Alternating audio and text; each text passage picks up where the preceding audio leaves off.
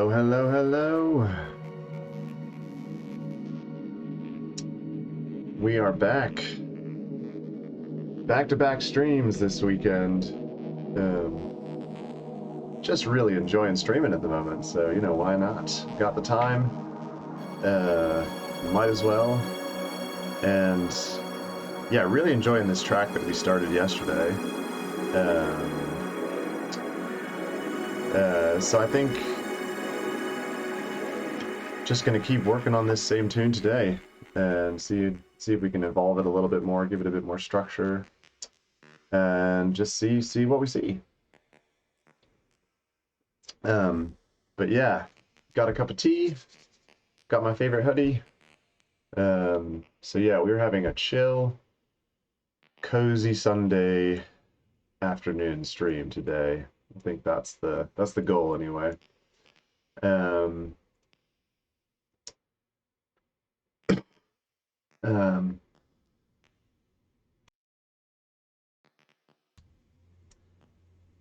Yeah. So where to begin? Where to begin with this one? I think the ARP, or I think really what needs work at the moment. I'm pretty happy with like how the whole intro kind of develops here, but I think that it still feels a little bit awkward when the drums come in. So I think that we need to do a bit more work sort of in this section here to kind of build up, like establish the groove a little bit more, like actually signal a little bit like where the one is, so it's not like, hey now, when the drums actually hit. So like real quick before stream, I just started chucking in like little snips of the like glitch hats track. But I don't think I'm super keen on this, so I think maybe a little like get rid of this and try and finesse it a little bit more so it makes a little bit more sense. Like actually no, I liked that little, yeah, I like that little tiny roll into the kick. But let's maybe try and get this groove a little bit more on point for starters. I don't think I want that like low end. I just want sort of the hat on the one. Like this guy. Got a little pop in there too. Let's bring this back. Yeah. And duplicate that. Maybe bring this one down a semitone. Oh, that's too fast. And that's not on the beat. We'll get there. We'll get there. All right. It's a chill look. Sunday afternoon. One step at a time. No need to rush. And I find that that's honestly, for me anyway, like I don't do anything. Nothing good ever comes out on the canvas if I'm in a rush. Like I need a whole, you know, just a solid chunk of time. I've got nothing, you know, nothing pressing that I gotta do for the rest of the afternoon. So like you can kind of settle into it and actually like, anyway, I'm sure a lot of other people feel the same way. Like you're not going to come up with anything good if you've got a time crunch. In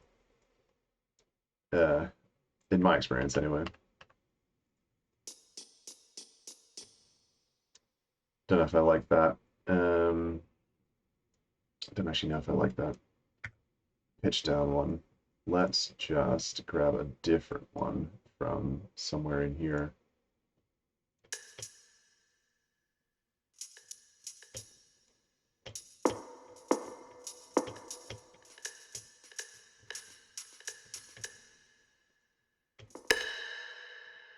Maybe like a little pop could be good. Yeah, that one's got a bit more character to it. Let's grab a little snip here. A lot of low end. Maybe let's pitch this one up. Okay.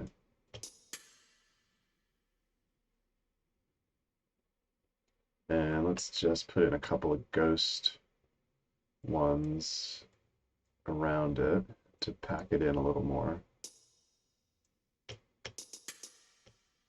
And turn these down even more.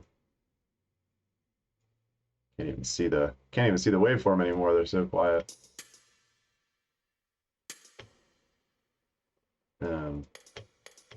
Maybe let's try this pop. Because we've got the snare on, we've got like a halftime snare going, so that kind of establishes that there's going to be a snare on the 3. Let's try that. No, that's that is not halftime. That is double time. Get out of here. Wait, no. I want that pop. But I just can't do math.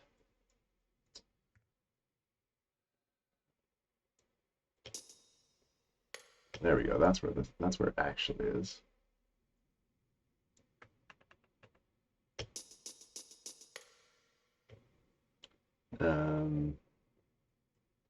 Give this a little bit more variance.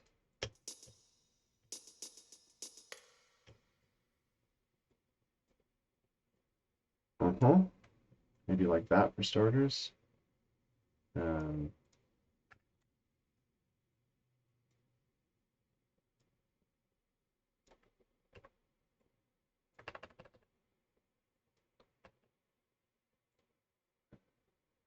Like that.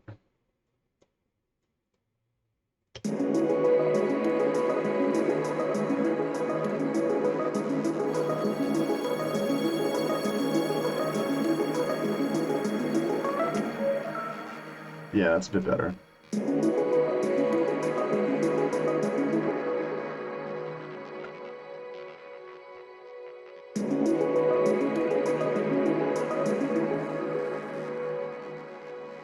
Maybe like that. Don't like those like 3 big hats in a row. And then you.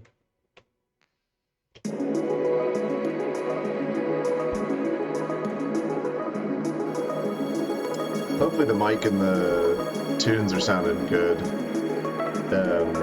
relative to each other, that is. But let me know in the chat if not.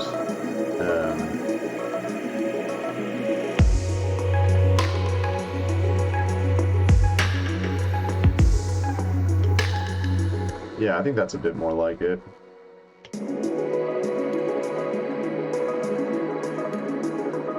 And maybe,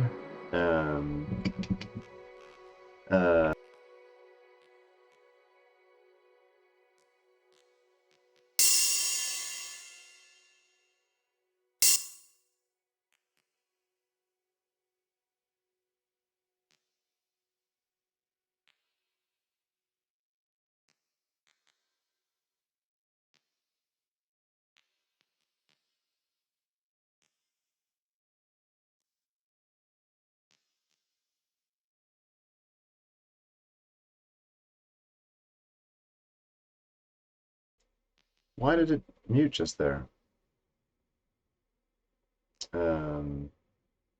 Oh, that's why. That's why. Because I typed ride and I've got I as the hotkey to mute the mic. So that is no bueno. Let's fix that real quick. Sorry, chat. Give me 2 seconds.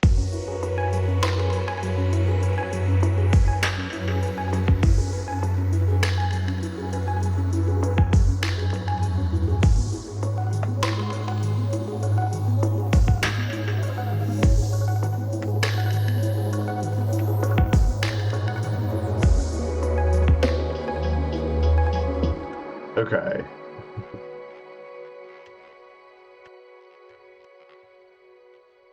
Now we've got it on page up, which is hopefully a more sensible key, hotkey, even though it will make the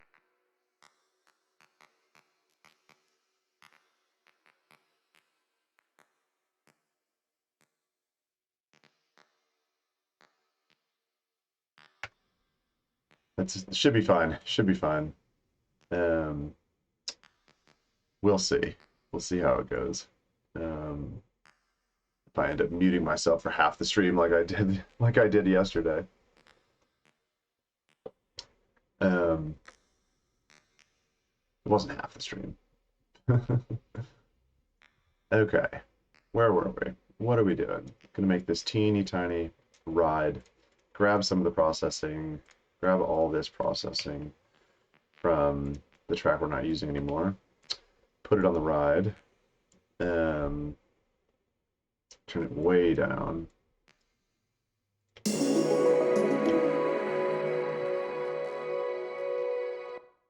And maybe put the mix up higher. Ooh, that sounds nice. Bit more feedback. And let's try and make it a bit more rhythmic. Eighth note.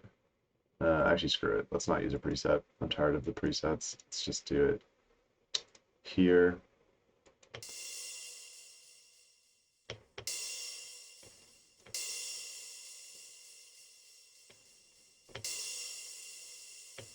Turn the width down, maybe.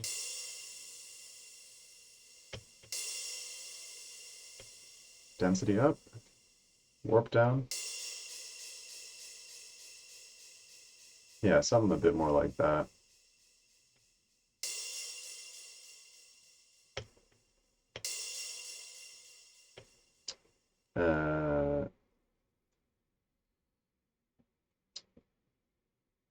I want more of the delay and less of the reverb. So we might have to come in and actually do that with an actual delay.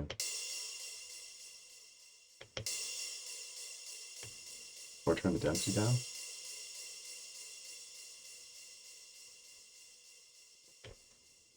Okay, that's fine for now. And then, but I think we even want just like, not even that much of that sample, just something like this.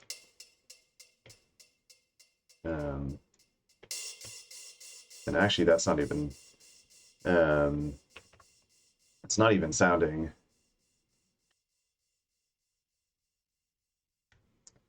not even sounding as metallic as I'm kind of going for anymore. So let's see if we can find a better sample in here.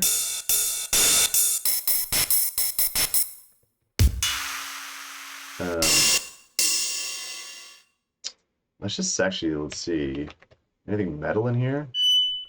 Oh God, those are awful.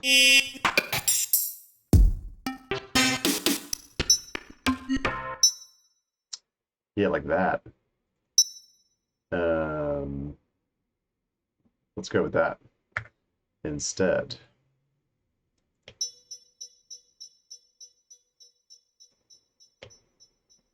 Maybe turn the dustbin off, because that's probably doing a lot of weird stuff to it. Yeah, let's just get rid of that dustbin. Turn the density back up. Cool, and maybe actually put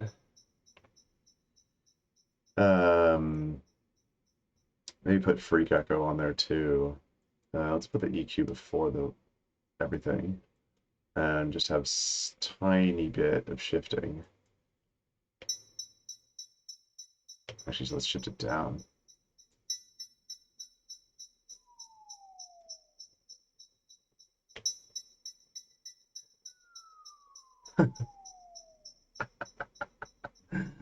That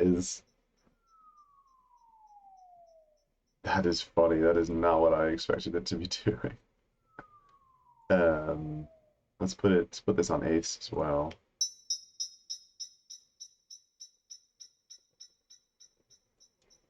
Yeah, that was clearly the free sync, making it sound like that weird whistling in the background. All right. Maybe even a bit more shifting.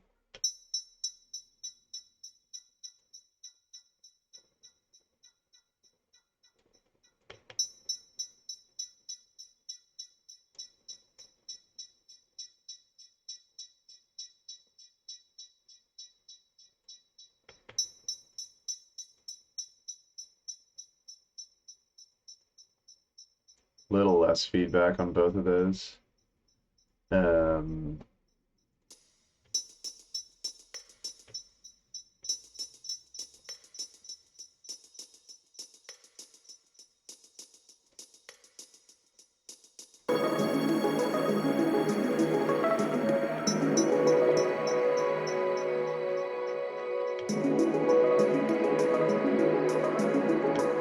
Let's try just pitching this down. Let's warp it, pitch it down an octave. Oh yeah, that's more like it. Maybe put it on every 2 bars.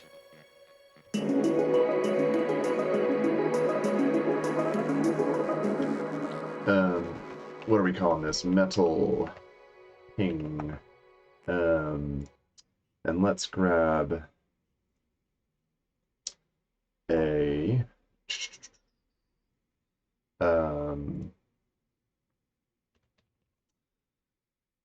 let's put this in effects and grab a filter delay on here as well. Maybe put this, well, let's see.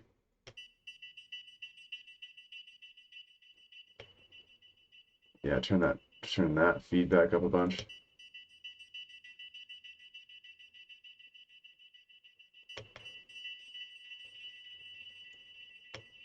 I like it.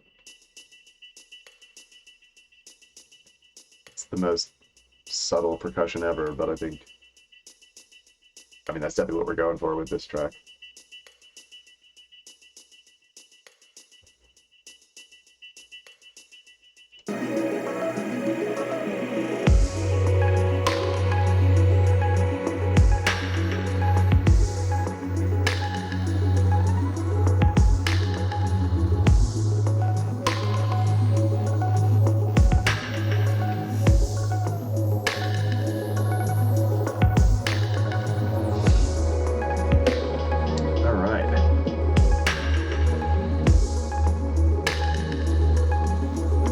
Maybe we can put it on like every, I don't know, every 8 bars or something.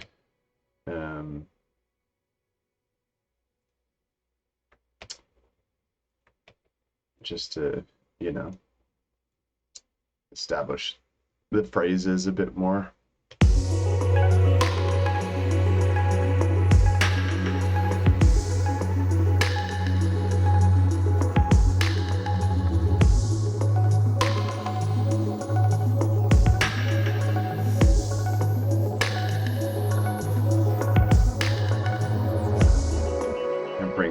Threshold down a bit more on the glue compressor, and give it a little bit of makeup gain. Turn on soft clipping.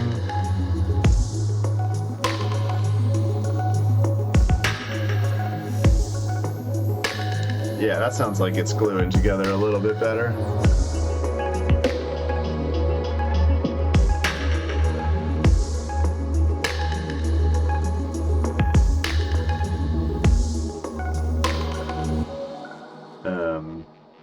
The kick still sounds like it's kind of cutting, it's kind of punching through a bit too much. Let's grab another EQ. I like doing it this way and just have like one EQ doing like big broad strokes EQing, and then have another EQ where you can get a little bit more precise instead of trying to do everything in one EQ, because then it's also easier to like A/B test between them. I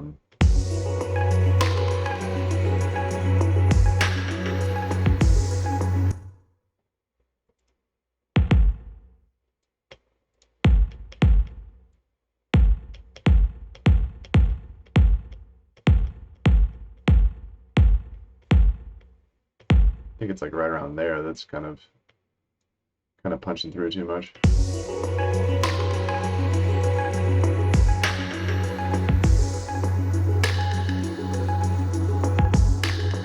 Back that off a little bit.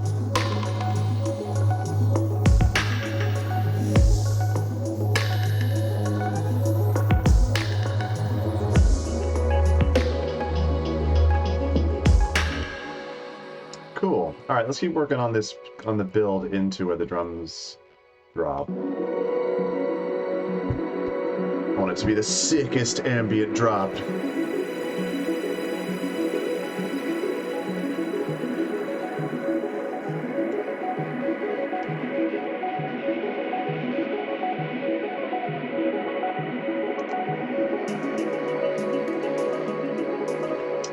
Cool. Let's put this at the beginning here too, so we signal. Oh, we signal that we're coming into something.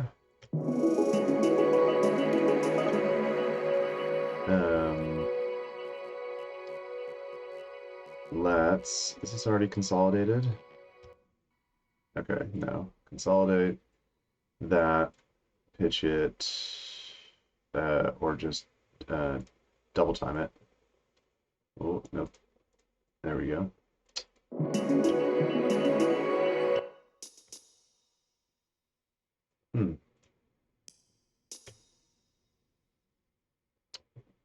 So quiet. What's going on with that sample? There's just no sound anymore?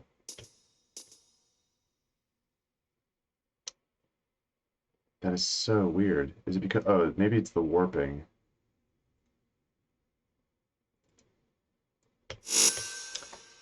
Yeah, that was it. It was trying to preserve the beat, and it was just preserving probably this transient here or something.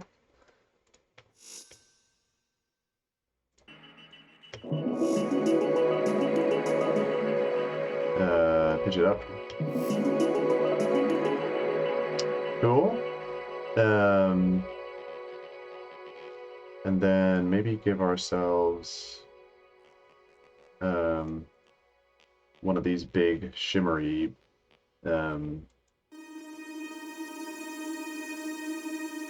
of these big shimmery hits where those come in as well.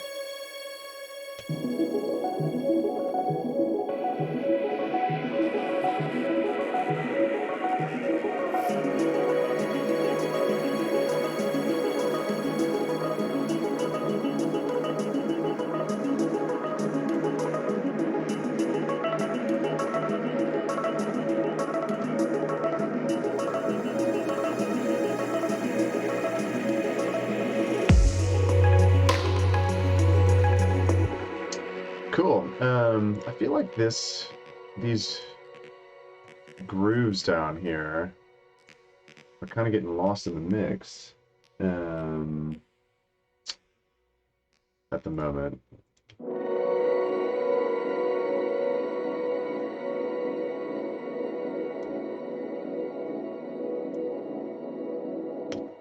Let's group the groups into a group and call it group.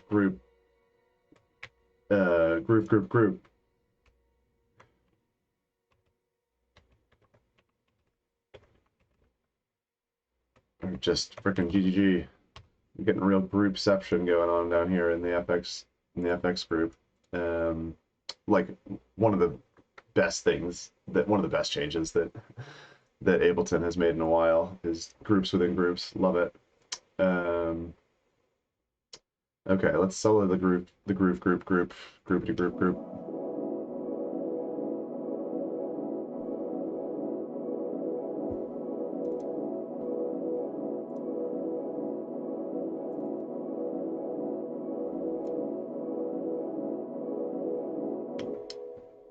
Maybe, I mean, I know this is crazy, but like maybe there's too much reverb on these groups here.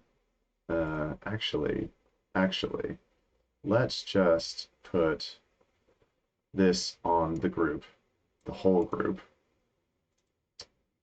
Because we're starting to get loads of redundancy in all of these channels. Get rid of all these hybrid reverbs on the individual channels. Just do it with one.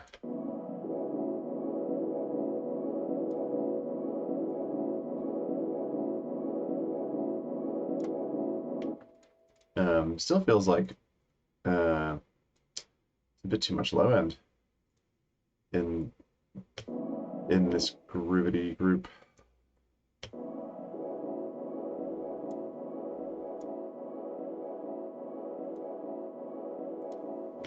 Okay. And then maybe bring the delay back a bit.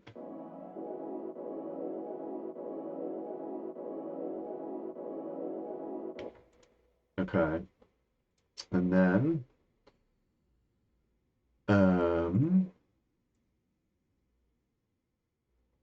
just a lot going here for such a lot going on here for such a minor element. I think it's losing its stereo wideness there.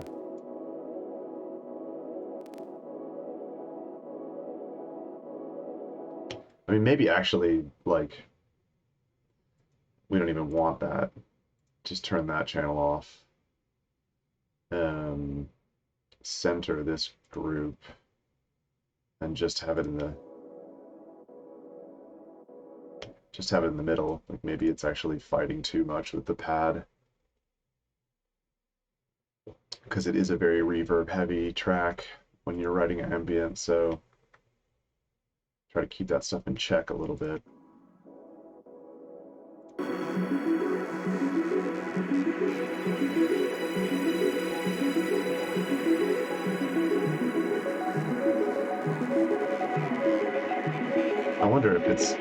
I wonder if this is a channel that I'm just gonna like fully delete at some point, because I don't know that it's actually, like, I think it's probably just muddying up the mix and not adding that much.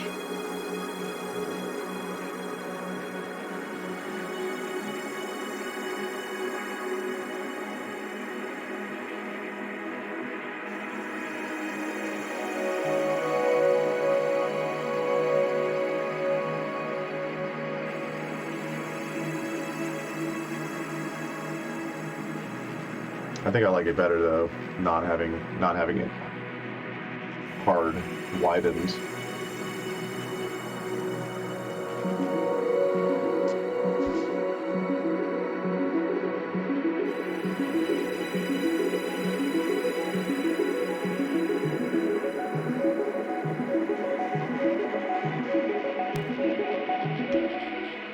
Maybe we just have it, maybe we just filter it back out when the ARP comes in, and just have it as a little bit of a thing, a little bit of extra texture in the intro.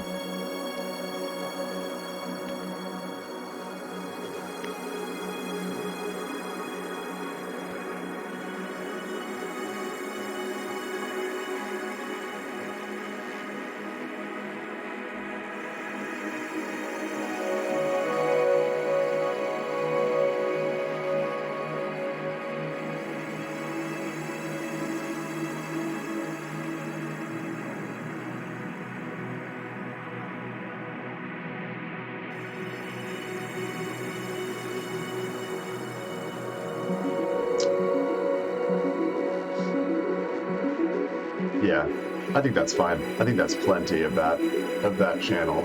Let's get rid of this group. We don't need all of that. We can get rid of some of this groupception going on here. And there we go. There we go. Simplify your life, man.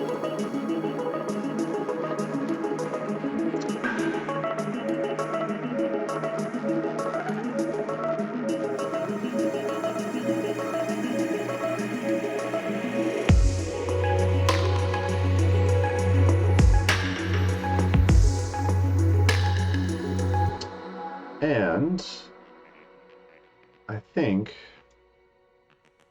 let's duplicate that channel, cut everything here, cut everything, oh no, cut everything out of this one, and cut that stuff, move it over, and maybe just have it as another really quiet layer in here.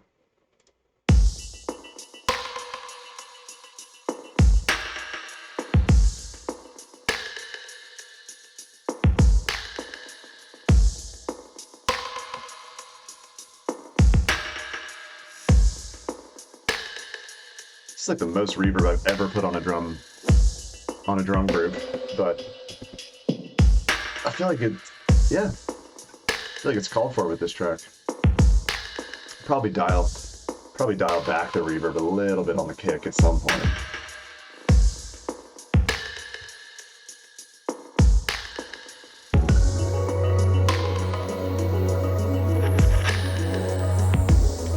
But we're doubling up here now on...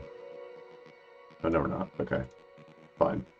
Let's call this glitch layer. It's not even really glitch. I mean, there's a couple glitches in there, but it's really just hats. All right, let's give it a quick listen from the top. I'm gonna run to the bathroom, and I will be right back with you all.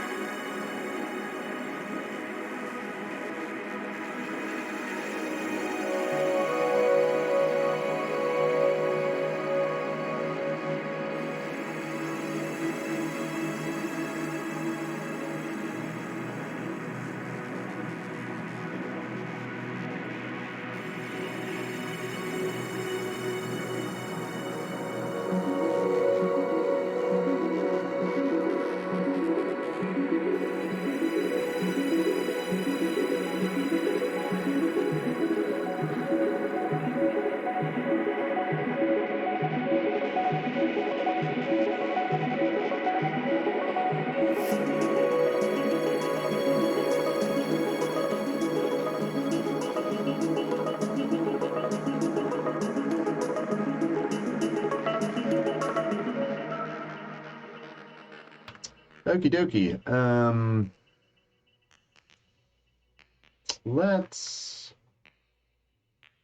Let's get out Splice, because I've actually got Splice installed again now. And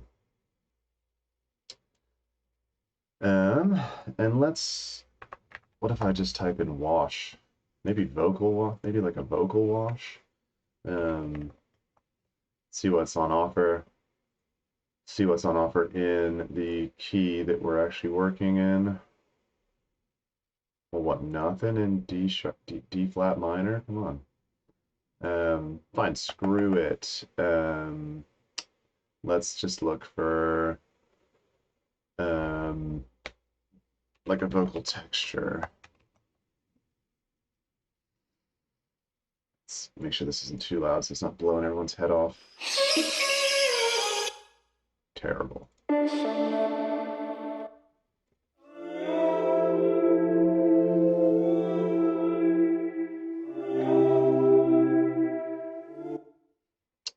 Yeah, I mean, maybe that could work. I mean, yeah, let's just grab that one. No, too much going on in there. You.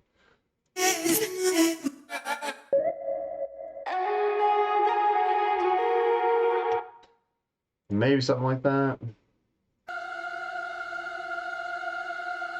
Uh-huh. Yep. Turn this into a horror track.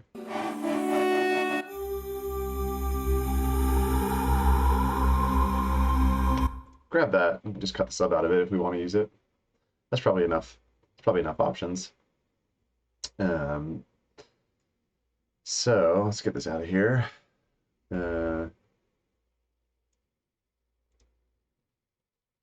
Drag a couple of these. Drag a couple of these in here.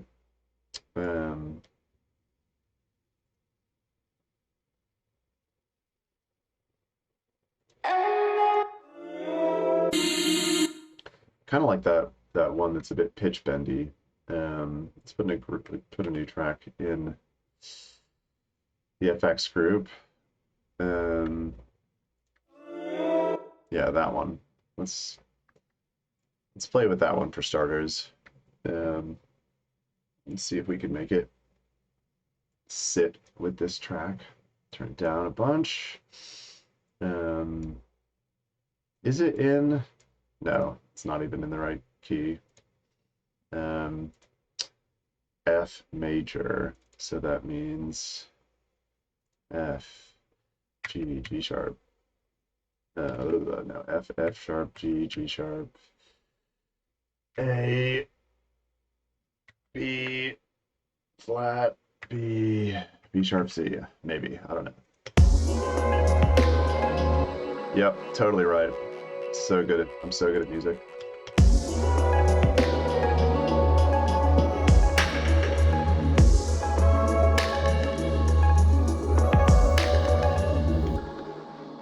Okay, I think that's in key.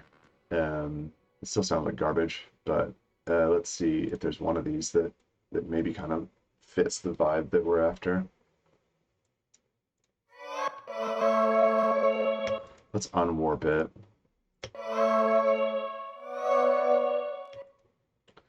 That one actually, that's a nice chord. Let's turn all that off for now. And then I was thinking sort of around here.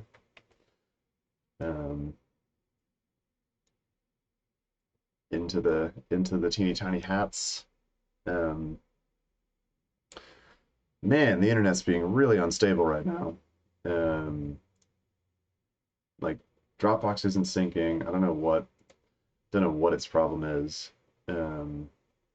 I tested it like just before the stream. And I was getting like 15 megabits up, and it's not even. No, now it's, yeah, now it's just crap.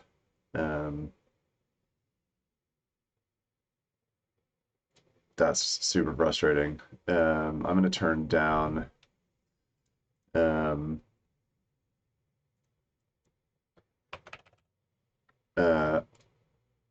gonna turn down the bit rate. So the stream may look worse. Apologies for that, but hopefully we won't be dropping as much frames. We won't be lagging as much. Anywho, let's get back to it. Okay. And I think we want a lot of reverb on that. Go with my favorite shimmer algorithm. Maybe put the dry wet all the way up. Let's see how if that's actually like sitting at all with the key of the track. No,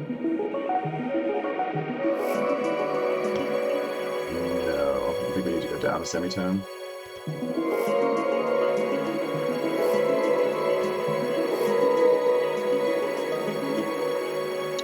Or 3 semitones.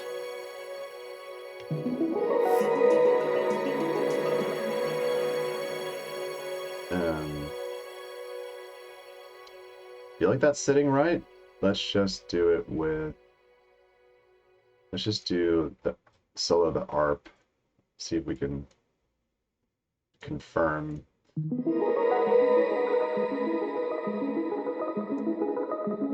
I feel like that's right.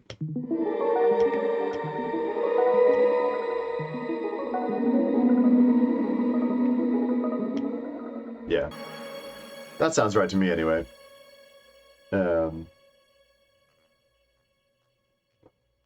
And it's a decent enough little wash. But maybe we actually want it because we've got this sweep here as well. So maybe we want to do it a little bit earlier, like here.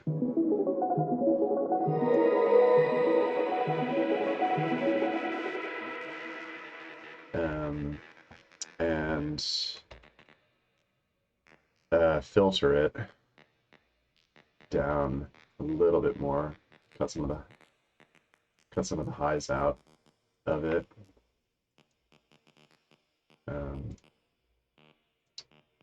Give you your own lane.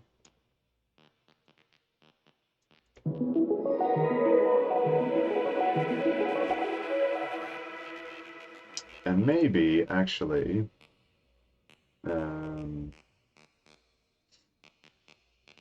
no, I was gonna say maybe do it with the send.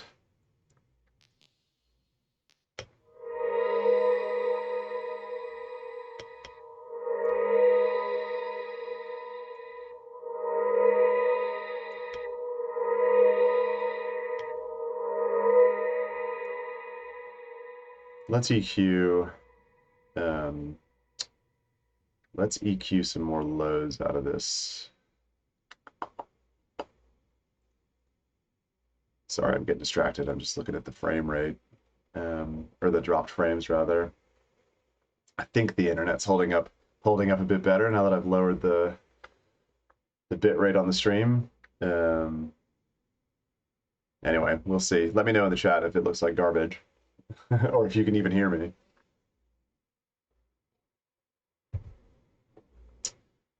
Okay. EQ. That's what I'm doing. Before the reverb. Actually, we can take the... We can... Yeah, not apply the EQ inside the reverb to all the low end as well.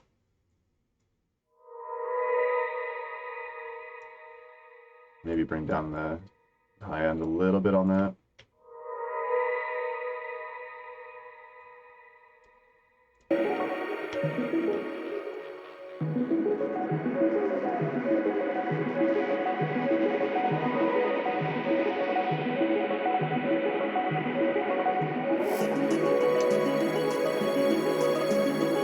It's a very subtle wash.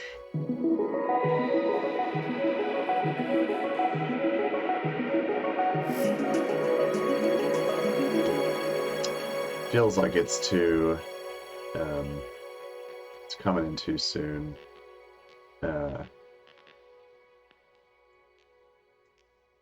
Too close to the other sweep.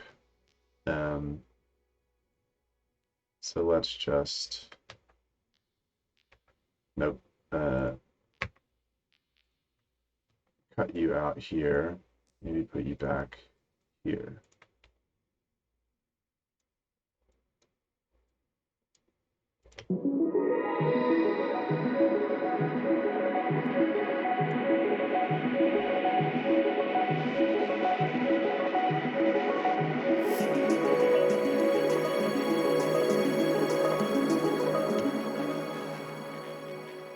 Cool. Just leave that for now. Call it little sweep. And maybe bring it down to sit with its big brother here. But not in that group. Okay, cool. Alrighty. Oh.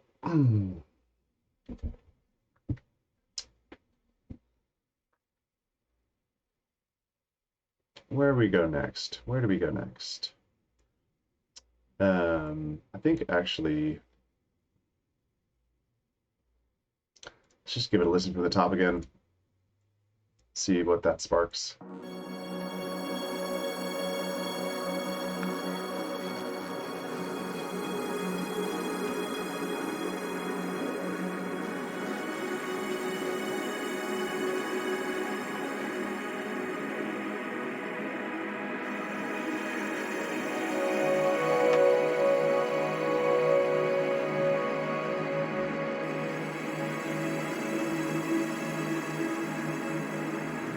Maybe mess with some of the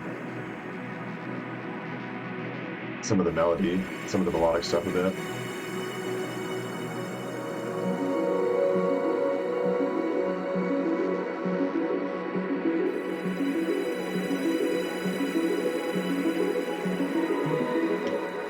So I think the ARP keeps annoying me because we've got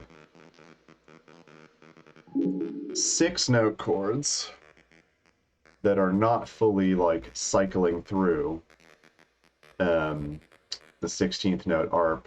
So you've got it on 16ths on the arpeggiator, yeah. So it's not like fully cycling through in time before the chord change, which makes it sound a little bit awkward, I think, every time the next chord comes in. So let's maybe try and finesse this, finesse the arp a little bit better. And basically, I think what that means is, I mean, there's two ways of doing it, I think. One is we could maybe put up the steps so that it's cycling through 2 octaves. That might help.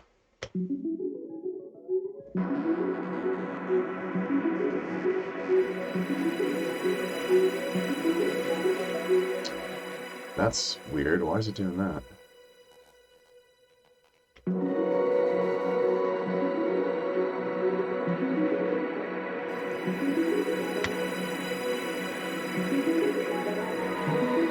Oh, it's just because I've got the filtering on when it comes in. Yeah.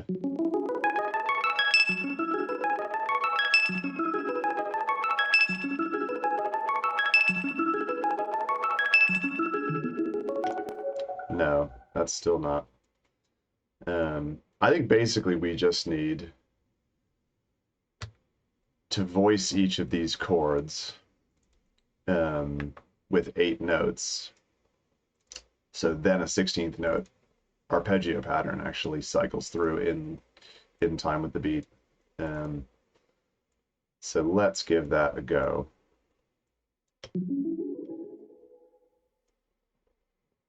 Oh, I've got other stuff back here. Okay.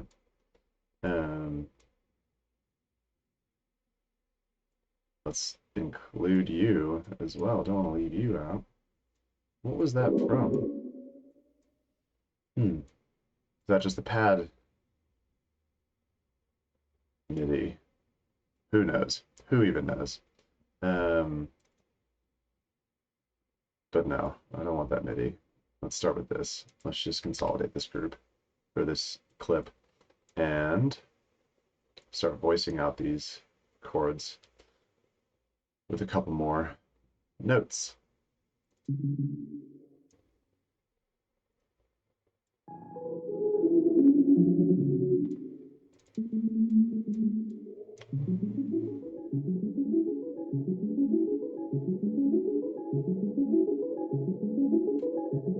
Yes, I think,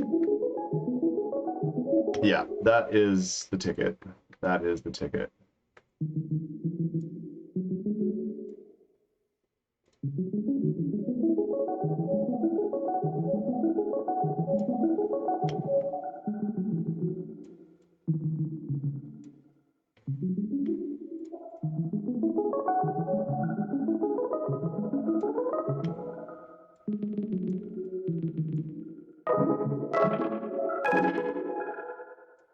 So, I love that.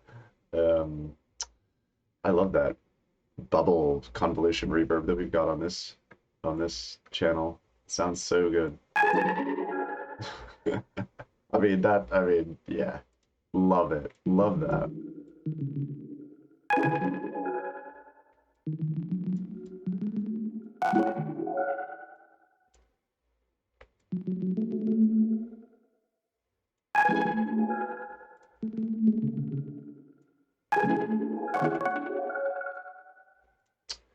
Could even be cool actually at some point.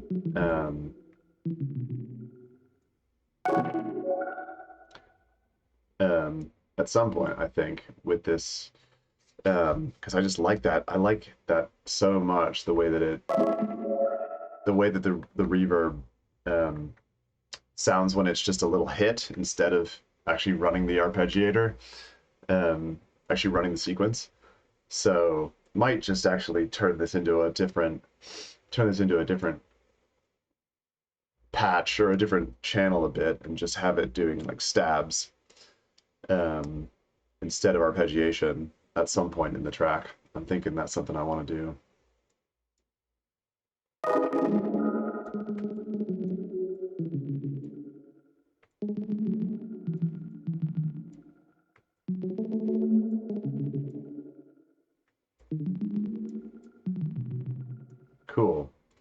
So that should now, they should all be 8 voice chords now.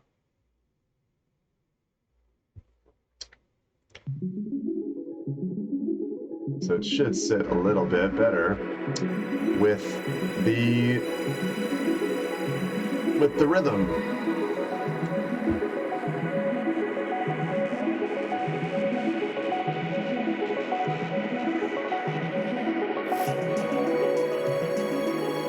Oh, it's oh yeah, that was really bugging me. That sounds so much better now.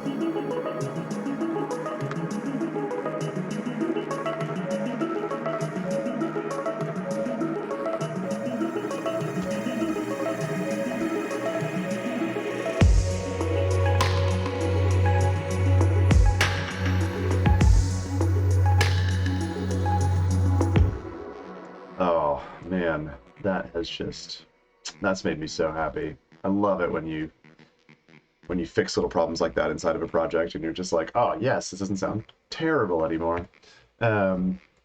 Okay, and then I think maybe let's open up the steps once we get into here. Give you your own automation lane, and maybe like the second bar of each chord, we can open up the steps. See how that sounds.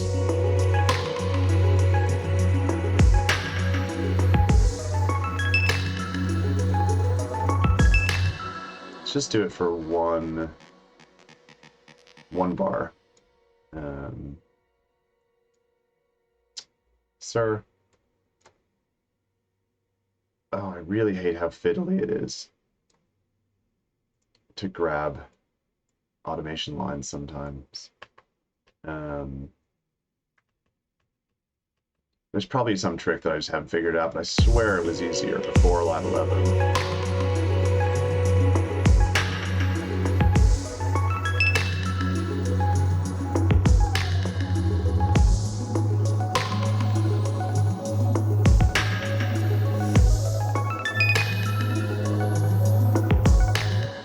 Cool. And I think actually we can close the filter a little bit on those bits because it's a little bit too spicy.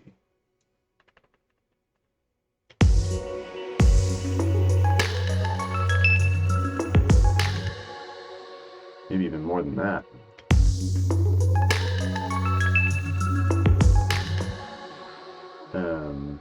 Is that actually filtering down? Let's just go really aggressive. Like, is it actually cutting? Okay, it is. It is. Just didn't really sound like it.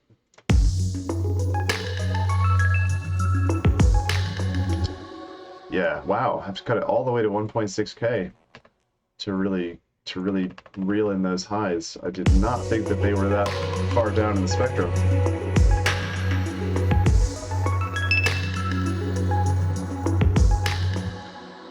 Maybe actually want to filter it down lower a bit quicker.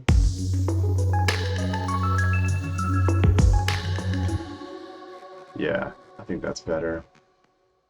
Copy that across.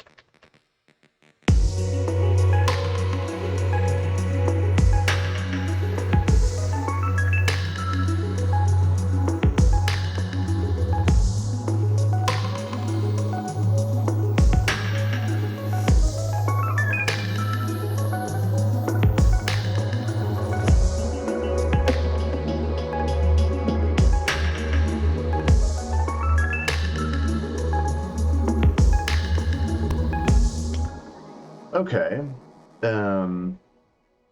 Now I'm thinking maybe this is happening. Maybe we're opening up the steps a bit too frequently. But let's leave it for now. We can always come back and fix it later. But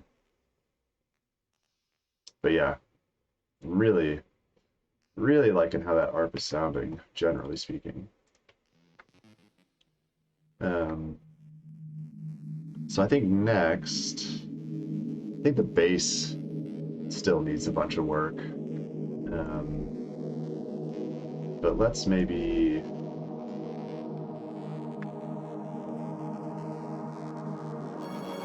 what do we want to do? Let's maybe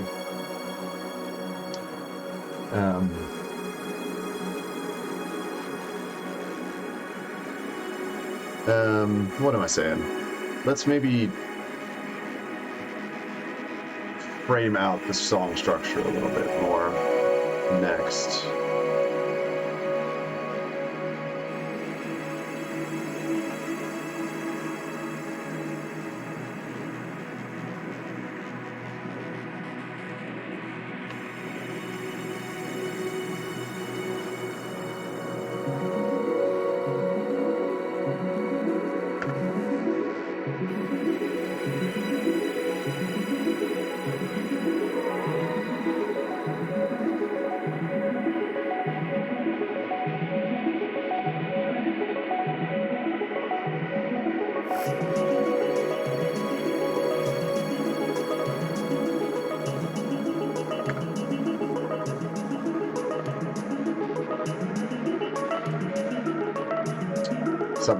Something like that for the next section.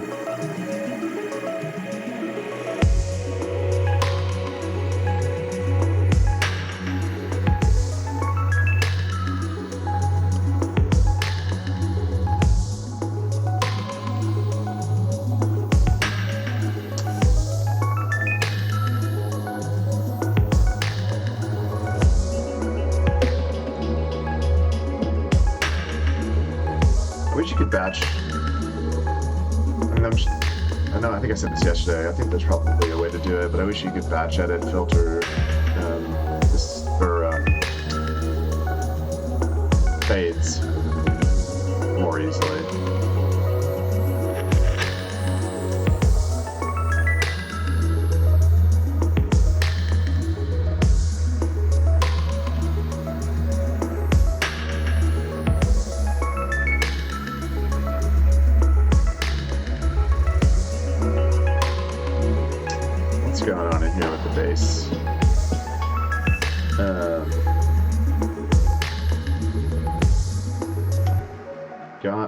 Glitch, yeah, got this cymatics. I know, don't at me. I'm using cymatic shit. But it's actually a really handy little little tool here, little Ableton, whatever the hell these are called, instrument racks. We're doing a little bit of bit crushing in here in the rack on the bass line. Maybe bring that in a little bit more. I mean, it kind of is being a little bit more aggressive in the second half of the bass, but maybe make it even more so.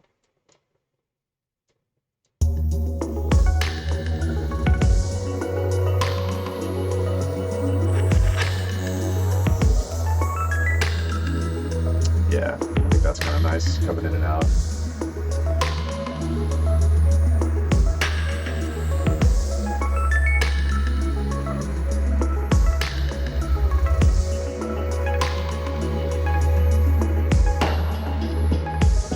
Yeah, cool. All right. Okay, that just loops. But looping is for noobs. Consolidate. And change the whole melodic structure on the second half. Actually, because we've got, uh-oh, this is looping. That means I'm a noob. Oh no, it's not looping. I just duplicated it across. Let's extend it out, consolidate, and as a starting point, just copy like we did before, copy the root, the MIDI from the pads across, drop it down an octave, and then just get these root notes here. You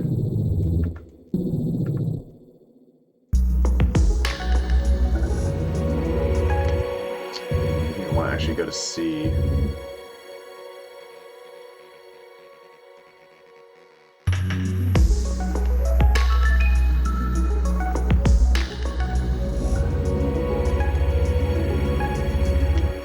change that in the pad as well then.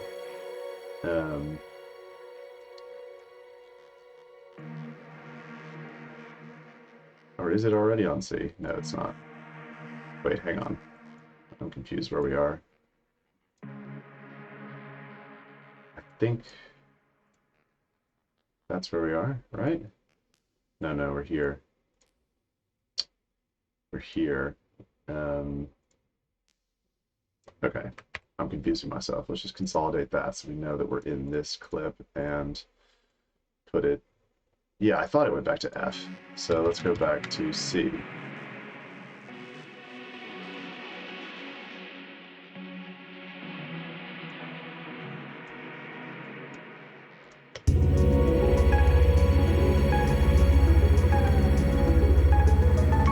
The bubbles are all the way open.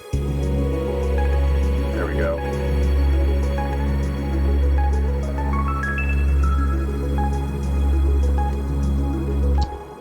And let's copy all this automation across. Let's just make these a little bit smaller so we can see them all. Let's copy all that automation across for the bass.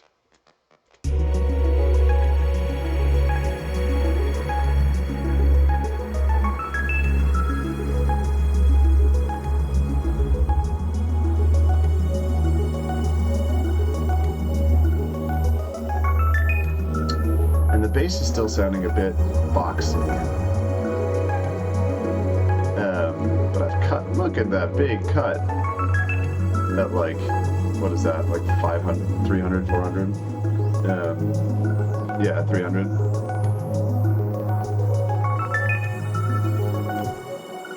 Shouldn't sound so boxy. There's like no low mids in it. Anyway, we'll finesse that.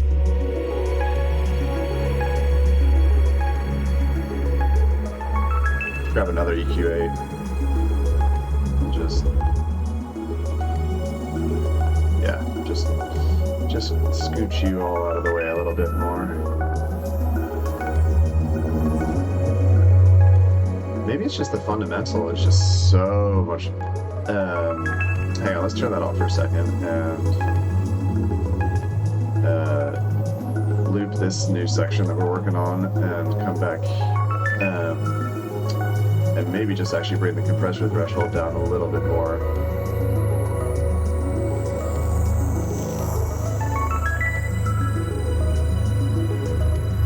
So it's catching that really big fundamental spike in the bass.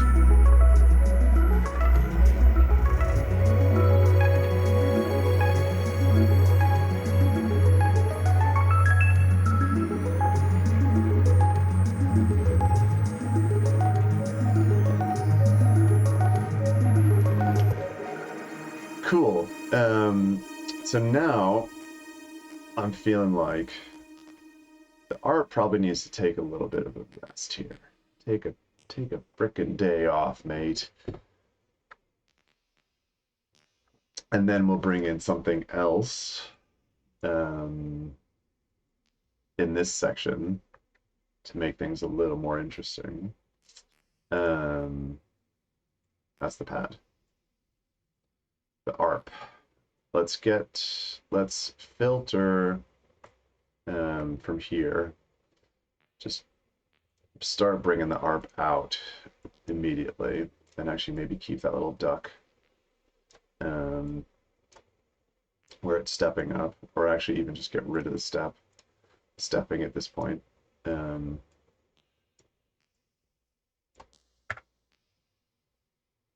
then do something like that.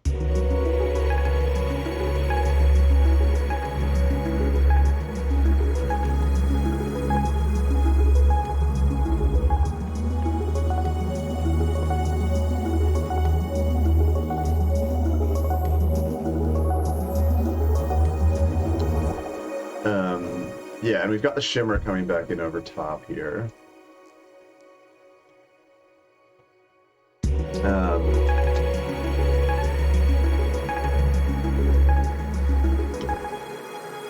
Yeah.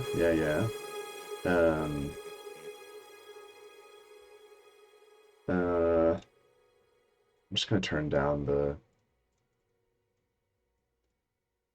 just gonna turn down the music a little bit in the mixer because I feel like it's probably overpowering when I'm talking into the mic. See if that sounds better.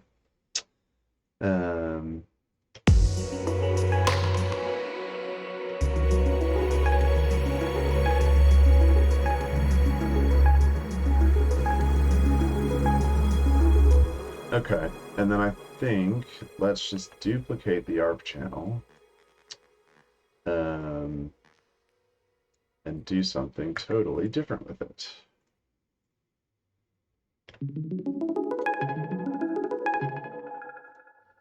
As in, maybe not even have it as an ARP anymore. Oh, are we really seriously just using like just a sine pluck? That's it. That's the whole sound design. Not really, but you know, it's the whole, that's everything the oscillator's doing. It's just pluck. Maybe now's the time, actually. Maybe now is the time to do what I was saying earlier.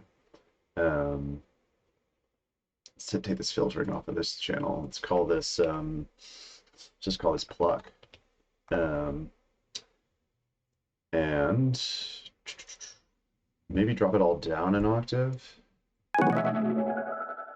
Let's shorten these so they look like plucks. So we know immediately visually which channel we're working with.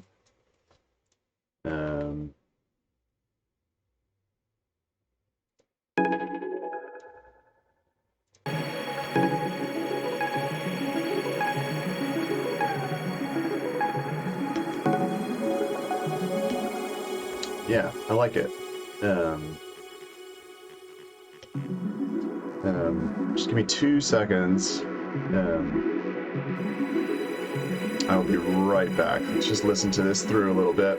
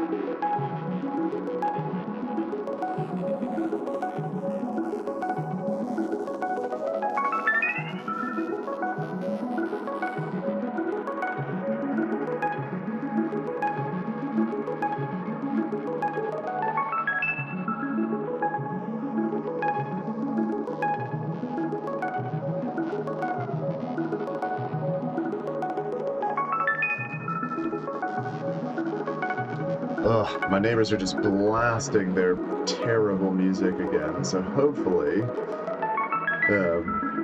I don't think it will be coming through on the mic, but hopefully it's not. Hopefully that's not, like, really annoying in the background. But yeah, super fun living next to these people. Good lord. Let's get rid of this automation. We don't need it. And let's actually swap the operator out on this channel for a for Vital, because now I spent this morning reloading a load more stuff onto the computer after our Blue Screen of Death episode this week. So we've got a lot more presets to play with than we did yesterday.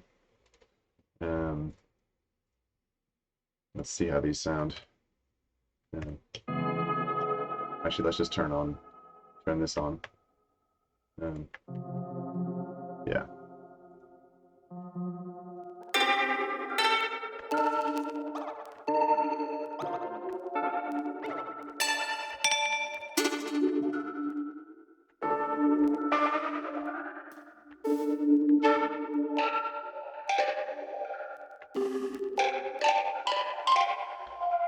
Kind of like that one, but I don't think it's really what we're going for in this.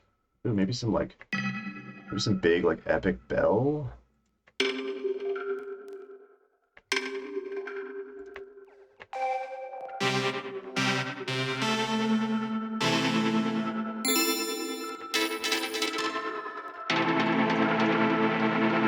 Or just turn it into a psytrance track.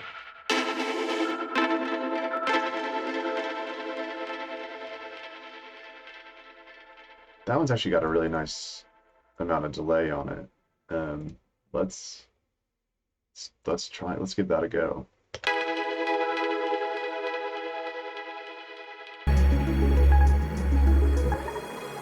And maybe drop it an octave. Maybe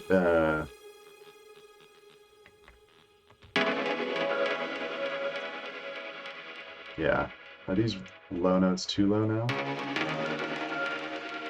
I think we're cutting out a fair amount of the lows on this channel on this track anyway, so it's probably fine. Just start with that. I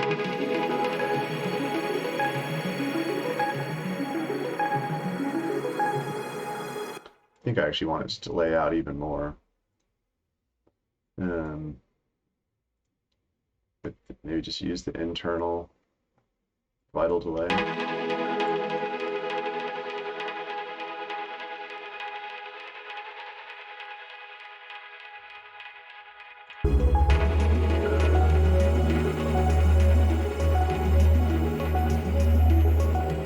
Yeah, that sounds nice. That kind of sits with the these little hats kind of nicely.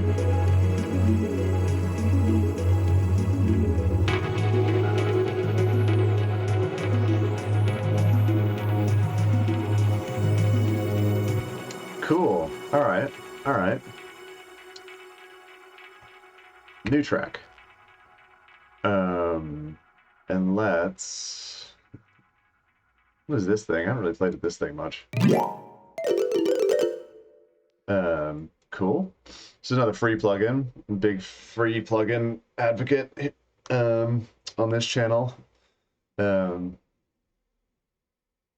yeah, honestly, if you're just starting out, and you feel like you need to spend hundreds of dollars to get, you know, all the FabFilter stuff and Massive and Serum and, you know, you're actually, you can make a lot of headway just going to Plugin Boutique and seeing what all the free stuff that they've got on there is, and just grabbing a few. I mean, there's loads of like listicles online of like the top 20 best free plugins ever, and there's just so much. Like you can just without paying a penny, download a lot of additional capability in music making, which I think is just brilliant. It's great. The more accessible music making is, the better, in my humble opinion. So let's see what kind of presets we got in here.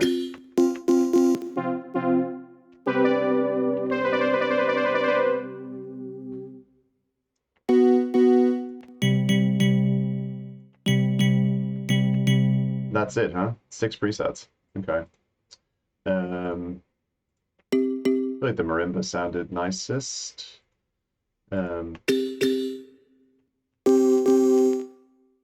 Maybe actually, I don't know, there's a lot of noise. There's a lot of noise in those lo-fi keys. A lot of dirt too.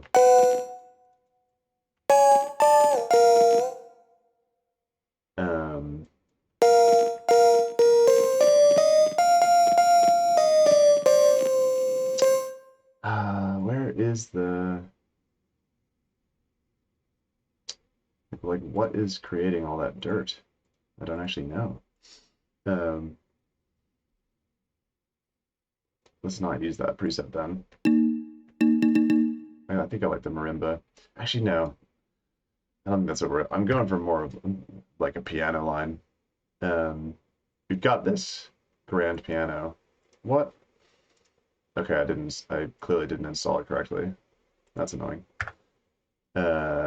Fix that later. Maybe it's just not a, yeah, I don't know. Okay. But I think Ableton has built-in grand.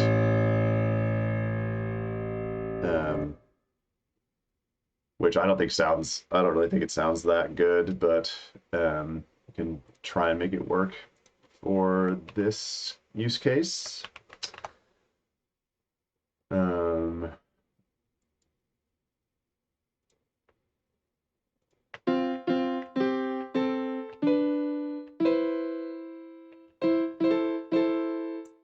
It sounds all right.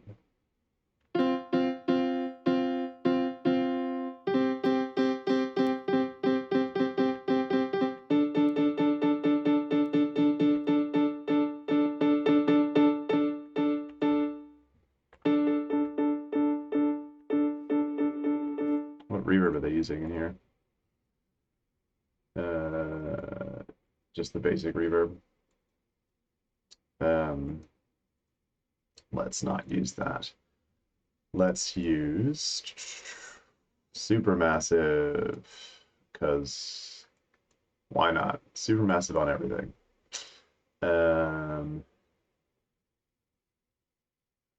Quasars, Rings Around the World.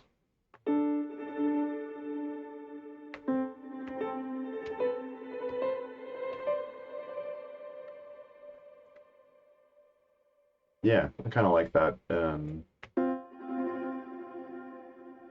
kind of like the delay on that, the pre-delay.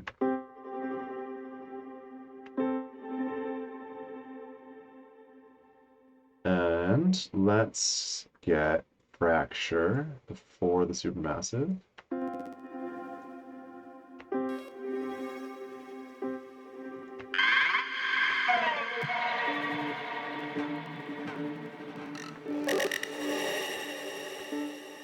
You can do some crazy sound design just with just this Fracture.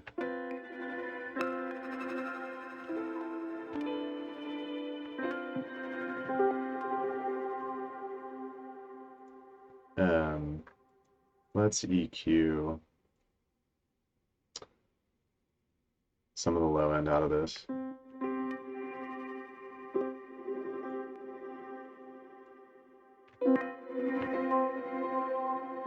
Cool. And let's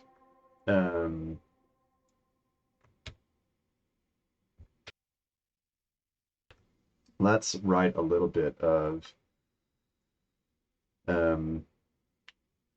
the lead maybe, and maybe we can actually even, you know, depending on how we're feeling, maybe even start bringing it in over this section. But let's just write a lead for this section for starters, and see if we're feeling it.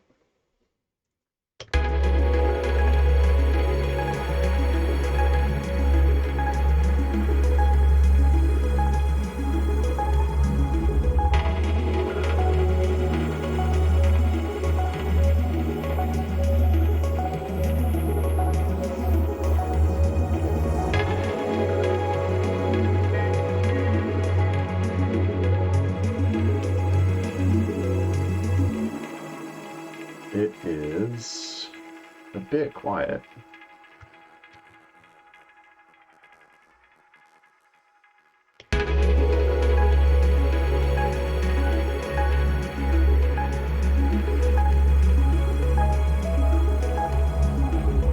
Oh yeah, that's nice.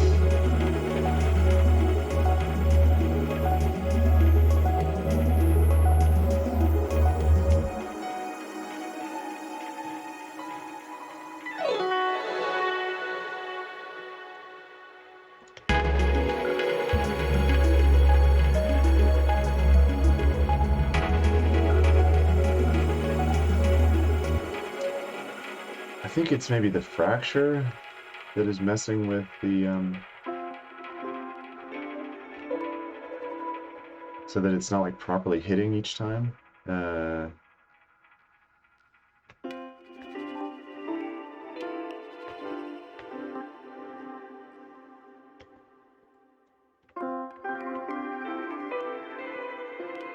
Maybe turn the dry weight down a little bit on that.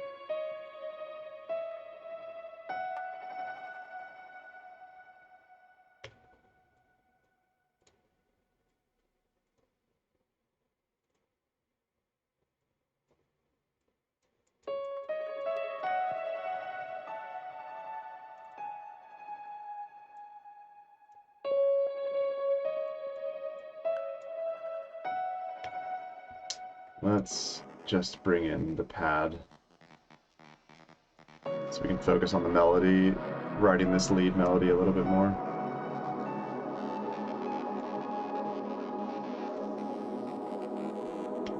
Let's bring in these hats as well too, so we have a little bit more idea what the actual tempo is.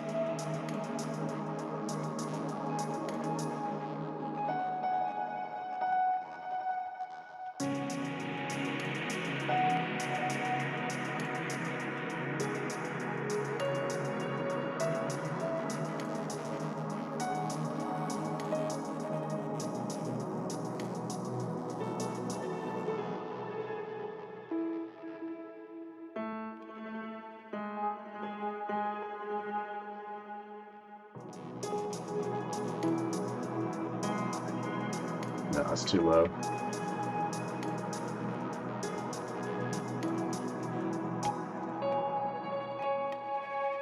Start to bring in some chords.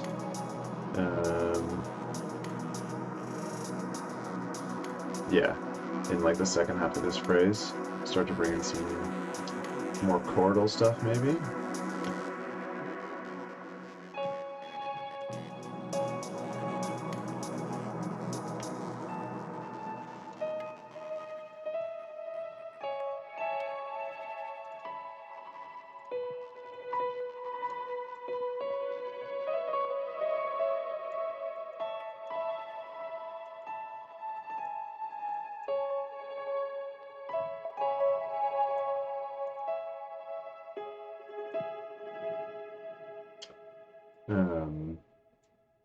It's basically just like a bunch of real simple fifths. Maybe we can make them add a few more voices to these chords as we go along.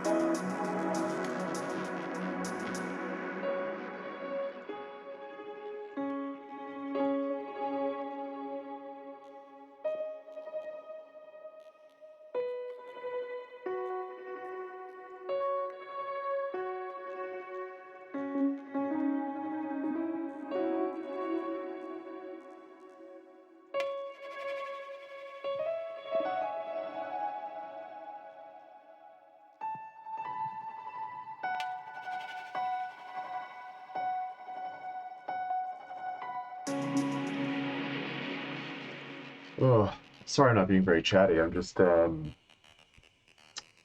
getting into it. I'm getting into a bit of a flow state with this with trying to do something interesting melodically.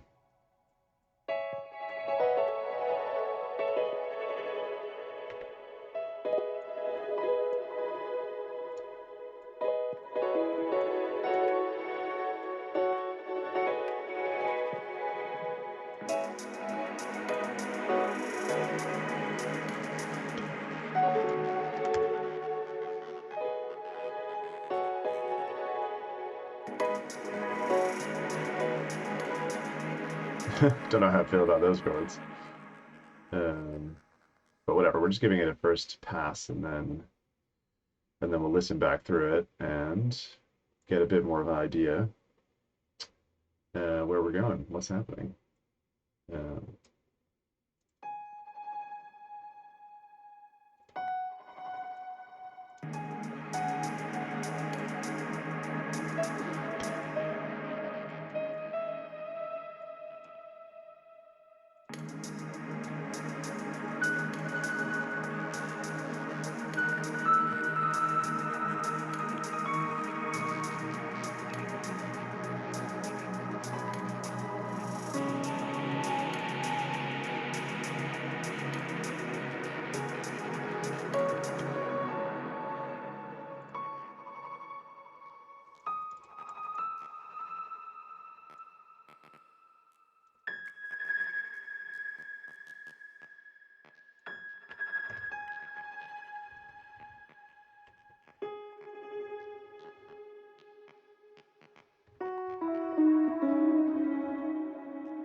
okay, real basic idea. Um,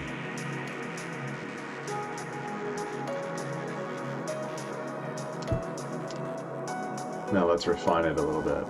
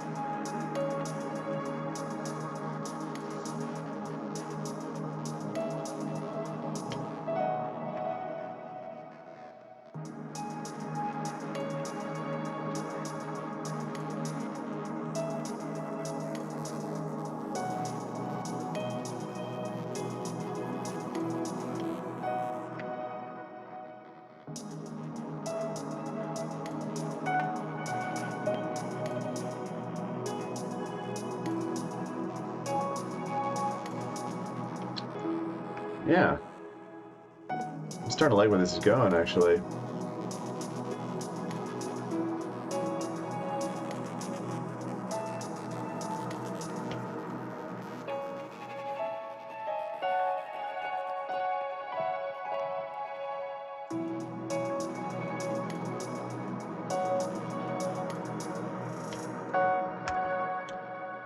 Try to vary up the um, vary up the rhythm, vary up the syncopation a little bit, so it's not just straight the whole time.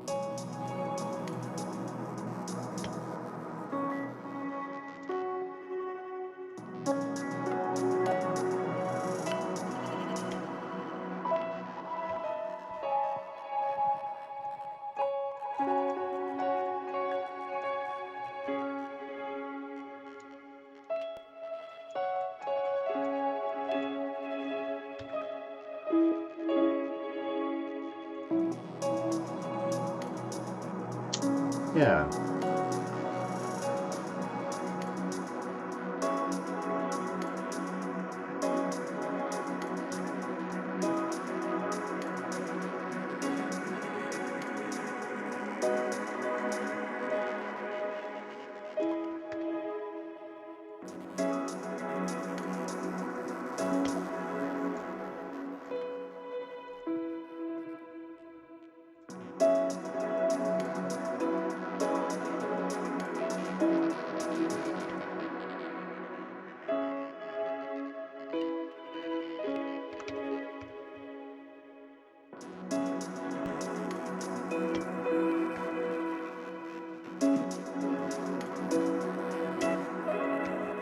Yeah, something like that.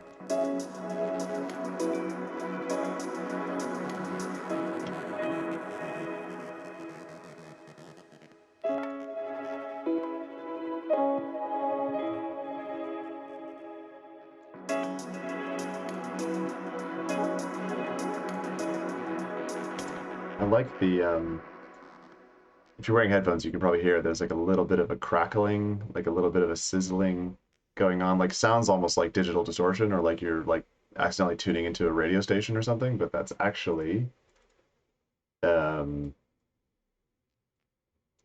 another fracture on the pad that's doing that. And it just like fracture, I find, I'm sure there's a reason for this, like in the feedback or the mix parameters or whatever. It does that a lot of times where it will just keep running out um, after you stop playback.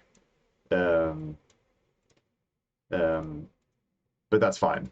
You know, it's subtle. It's not too annoying um, to listen to. Actually, kind of is like a nice little ASMR while I'm like trying to think about this melodic structure.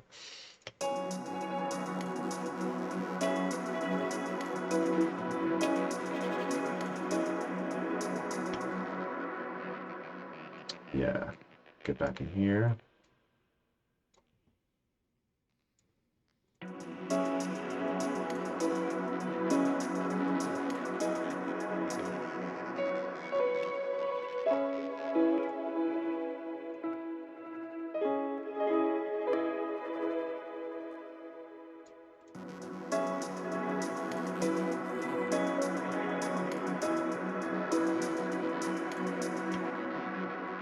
Cool, cool, cool, cool.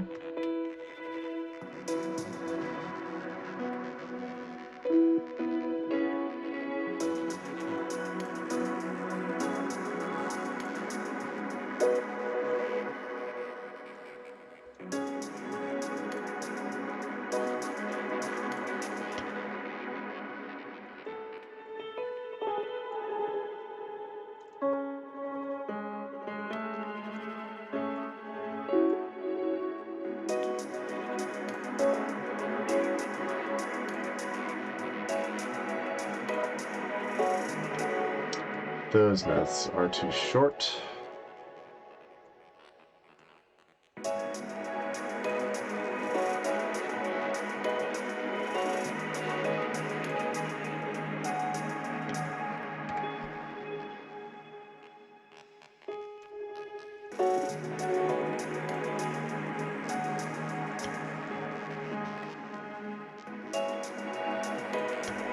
I actually think they might be like an octave too high too.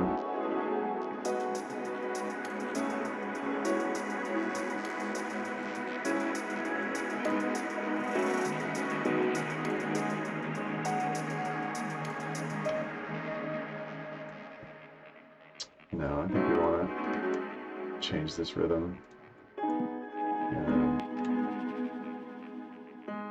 Back to what we were doing in the last phrase.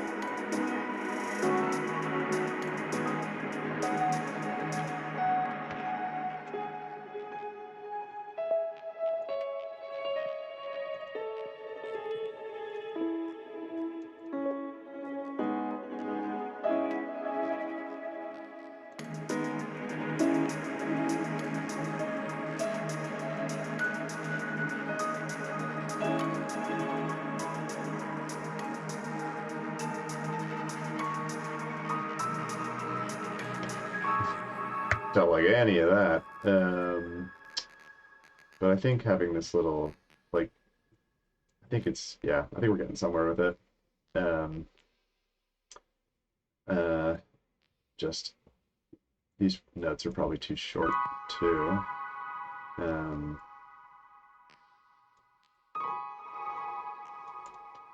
And then, but I like, you know, have this little run down at the end of the phrase here.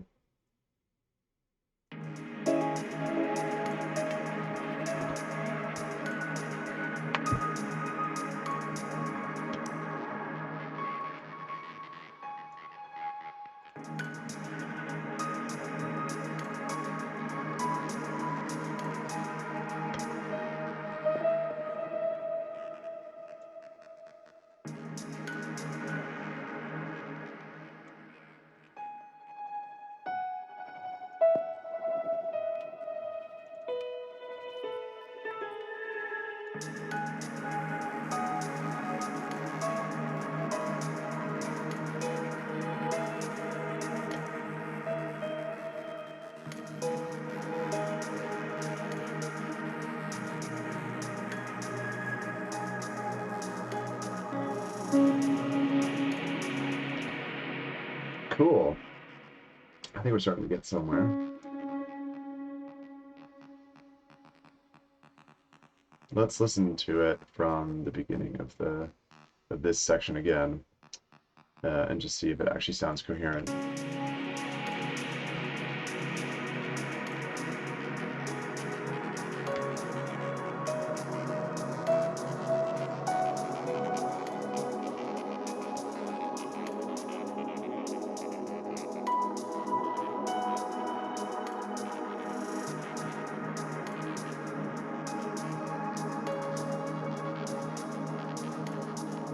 Just had to get my water bottle.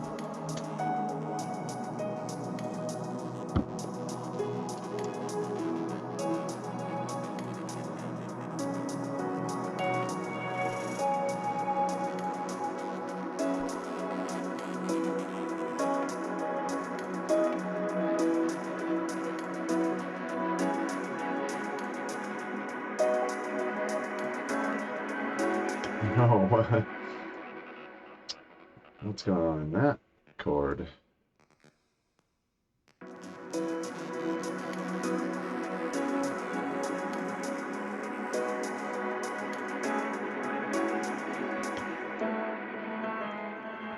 That A just doesn't sound nice in here.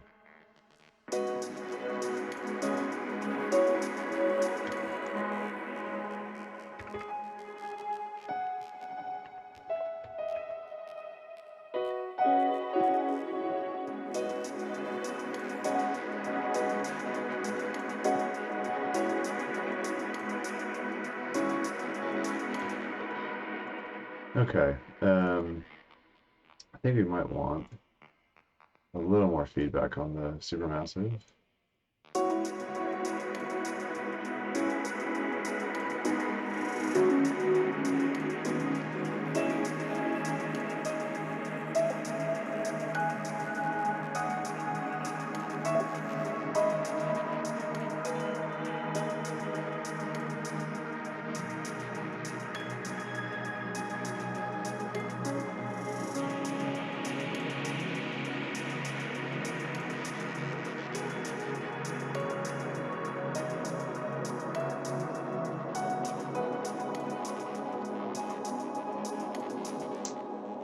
All right, let's do something interesting. Let's bring in, let's bring in a little kick, like a little 4 on the floor. I'm thinking in this section, just to give it a little bit more drive. I mean, really, I'm thinking just to like help with how the structuring the rhythm of the lead mainly. But maybe we like it. Maybe we keep it. Anyway, let's just give this a try. I don't know if we want one of those. Yeah, like something like a progressive house kick, and just filter the bejesus out of it. Let's do this in MIDI underneath those 2 kicks.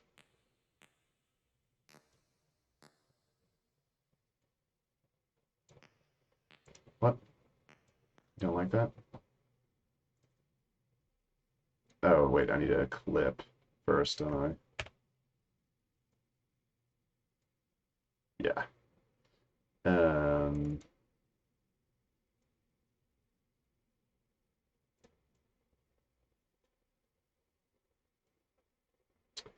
C3.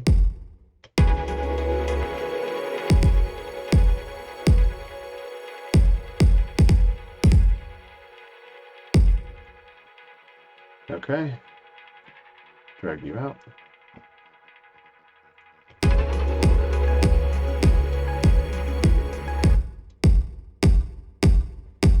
It's real flammy. Is that just the reverb that's on there?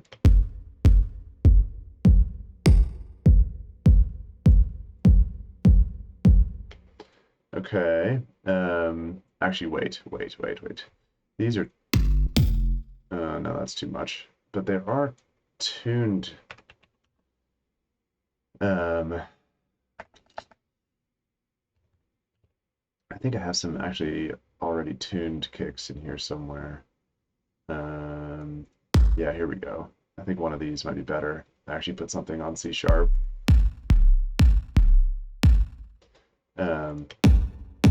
It's so flammy. It's got to be the reverb, right? Let's take it out of the drum group. That's weird. Why is it doing that? Why are you flamming around so much, sir?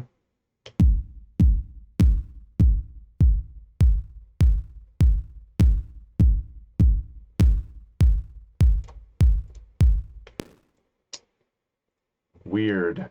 Not really sure what's up with that, but maybe it's because the it's because I've actually drawn that in.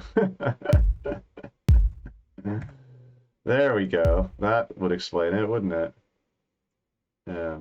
Just do that.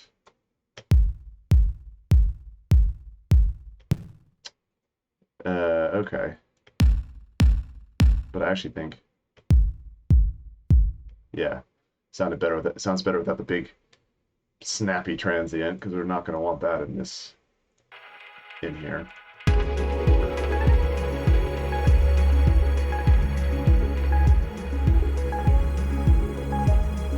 All right, let's put it back in the group then. Just call it kick. C sharp. I know it's already called that, but I like having clean track names. What are you, operator?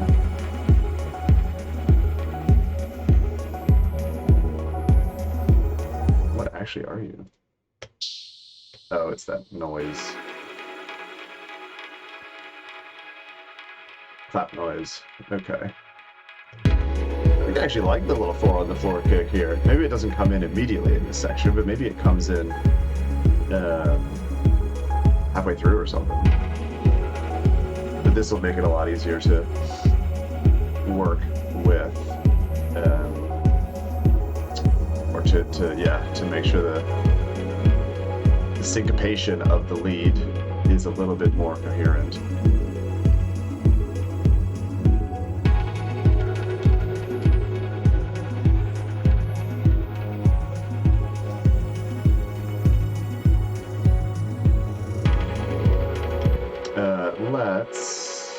Because I'm actually liking that 4 on the floor kick a lot more than I thought I would. Oh, we don't even have a chain? We aren't actually even side chaining anything. Interesting. Okay. Well, let's just duplicate this and use this one for the tuned kick and actually turn that on. And then we can go back and actually draw in the right side chain for this section later, but I don't feel like doing it right now.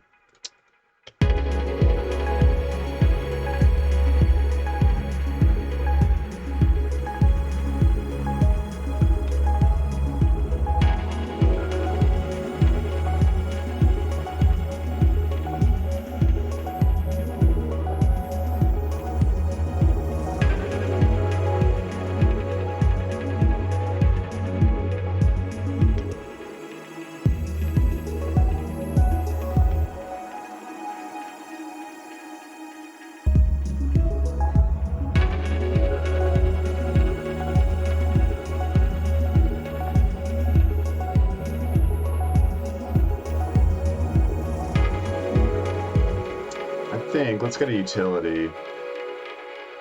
Just give it a little bit more gain on the grand.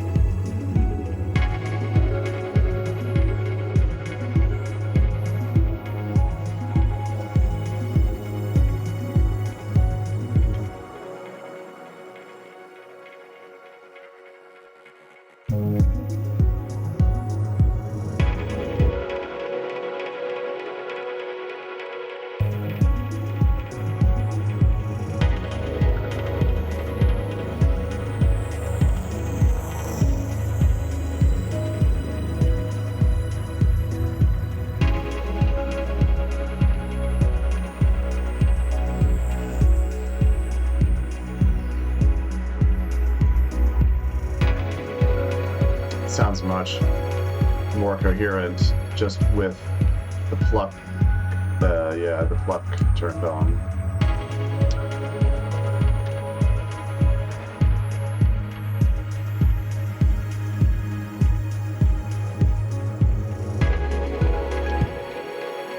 Woo! Oh man, I am digging that. So yeah, liking that section. Let's see. Let's work on the transition between the two. Let's see how that sounded.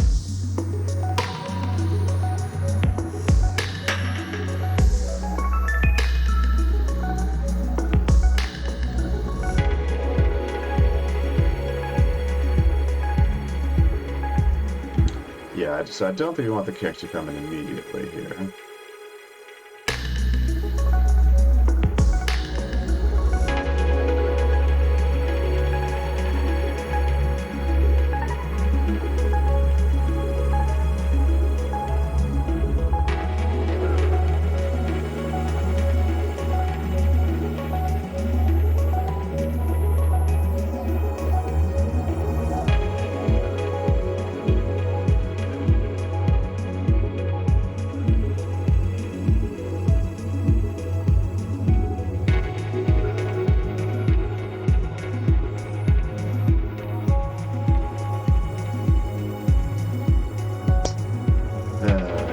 Bass pump a little bit more, and let's put it on the melody too, but definitely not that aggressively.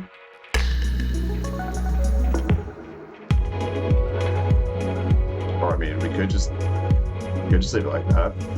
Turn into a 100 BPM ambient house track.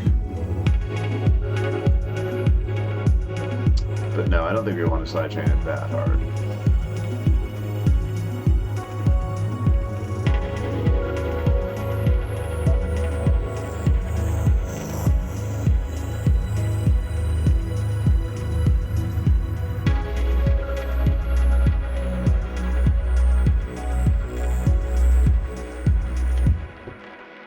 Oh, I dig it.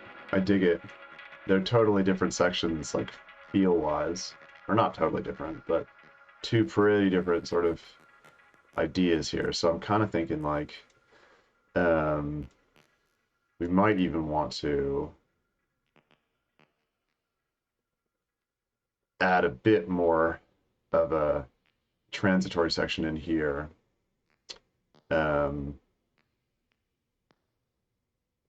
Or transitory, before we get into the 4 on the floor, and then give ourselves a bit more time to come back out. I mean, this is going to be like an 8-minute long track, isn't it? But whatevs.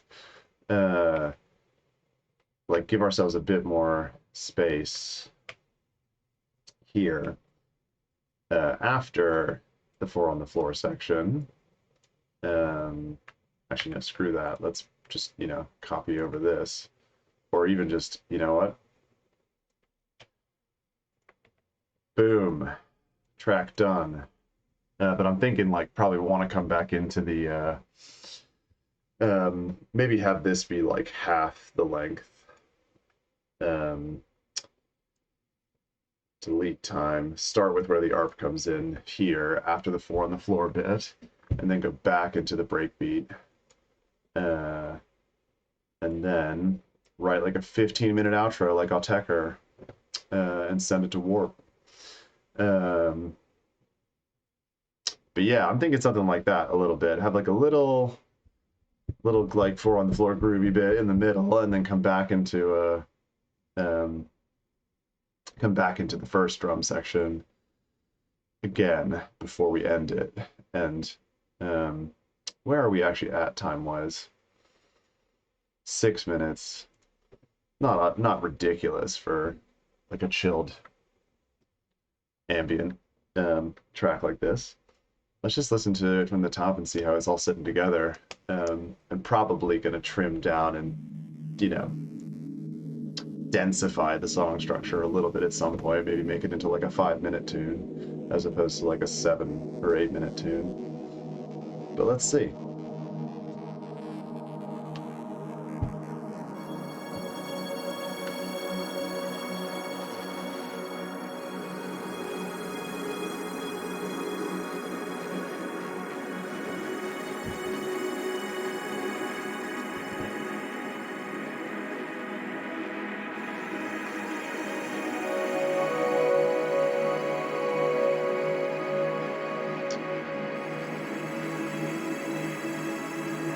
Looks like we're not dropping nearly as many frames as we were at the beginning of the stream, so hopefully the internet hasn't been too bad, too laggy for anyone.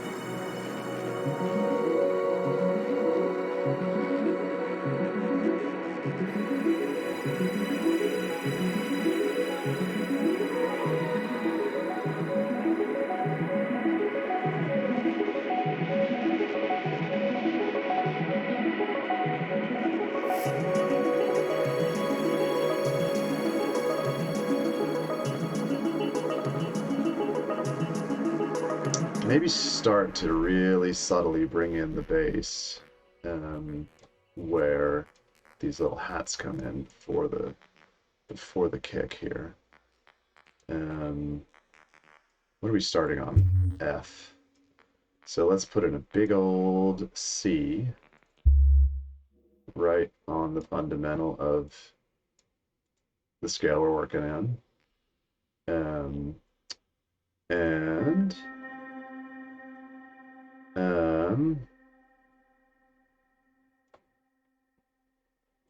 Grab the filter frequency here, bring it in from nothing.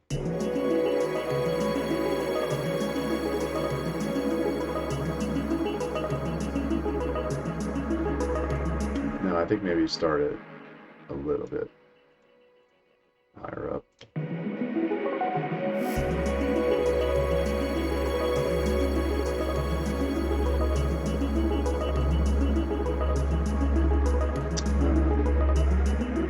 Maybe mess with the bit crush in here too.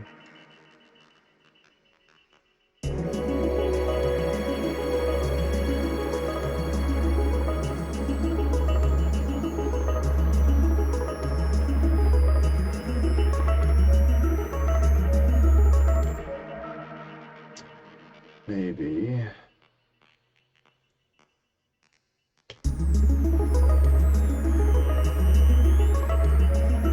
Something like that.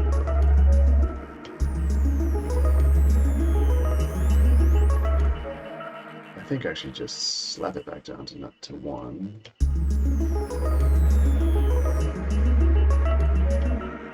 Duplicate that automation. What else we got going on here? Oh, let's grab this. So we're moving the grooving the wave table from the start as well.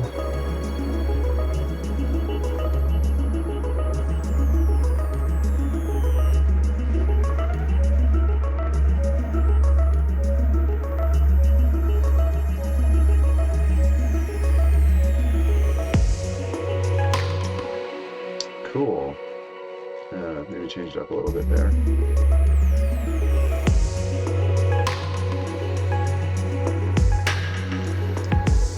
Yeah, just use bit crush on a bass line as a riser into your drop, right?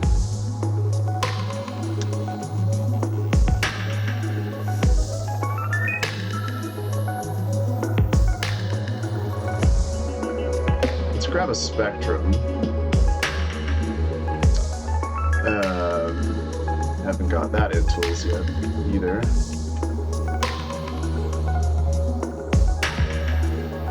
Let's grab a spectrum here.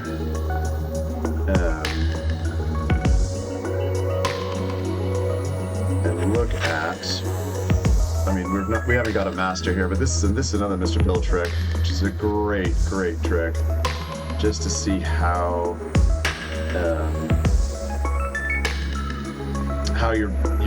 how strong your sub is punching compared to your kick. I mean, usually -12 before, like I remember watching one of his videos and he was like, just make sure that it's all sitting right at like -6 in every section so that it's like punchy and consistent. Really useful little tip. But usually before you slap a limiter on it and crank the gain, and do all the mastering work, having it all sitting right around -12, -18 is fine.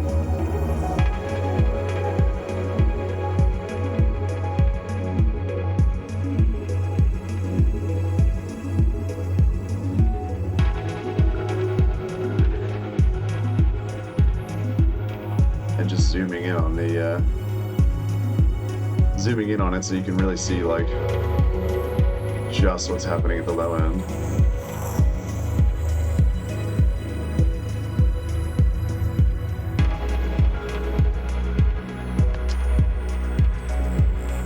Anyway, I digress. But it feels like all of a sudden we've got like a full song structurally, at least the like basic contours of it.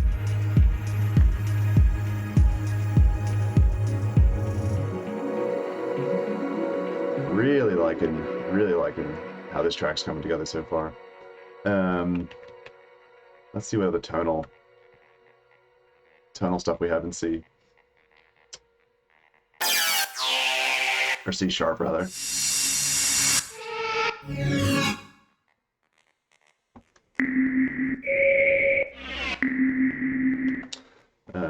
I know that's in C, but whatever. I just want a little thing. Was it here? Yeah, I think here. Bring this volume down.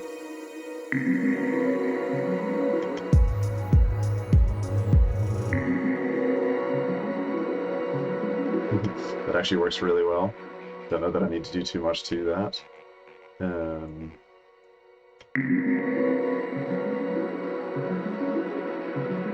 But it is in C, right? So bring it down a semitone, or up a semitone.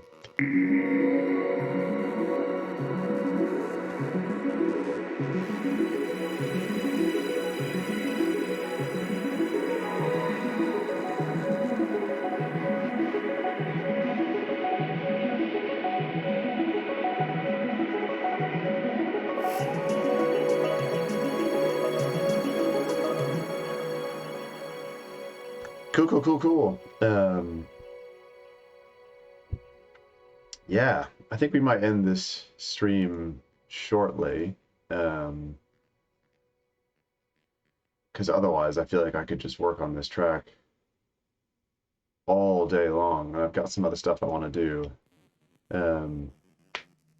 But I don't think we're quite done with it yet. Because I feel like I'm pretty in the flow at the moment, so I don't want to mess with that.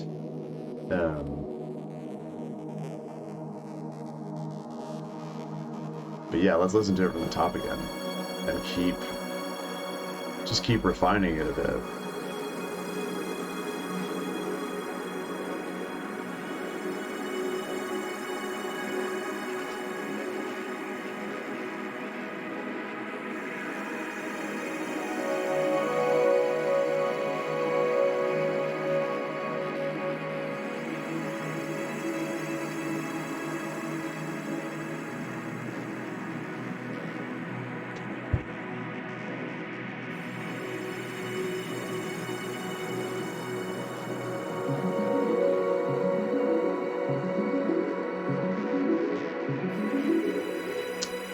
Let's go back into Splice. Yeah. Throw in another one of those big texture samples that we grabbed earlier. Where's the ARP coming in? Here. So maybe have this like come sweep into announce the ARP starting a little bit more here. And it's in C.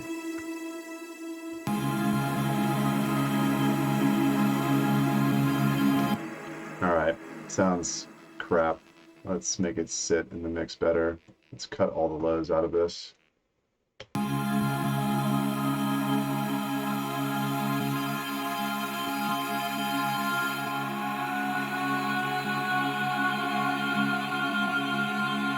Ooh, this might be tricky because it's in major and we're writing in minor.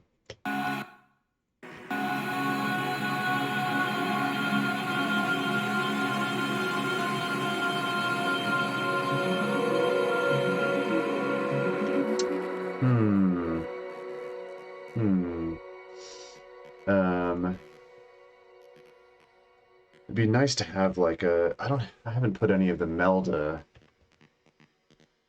I haven't put any of the Melda stuff back in yet. No. Okay. Because there is definitely a way to like transform it. Um, digitally transform it from major to minor, but I don't think that I've got any of those. I don't think I've got any of the stuff that I would use um, to do that uh, loaded back in again yet. Um, would Nectar do it? I don't think Nectar would do it. Um, uh, no. Let's just try and like maybe we can use just one of the sort of chords in this sample and make it sit.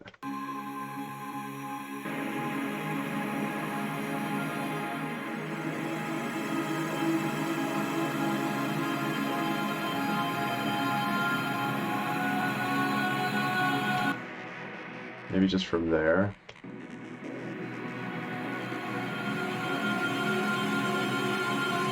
No, where was it?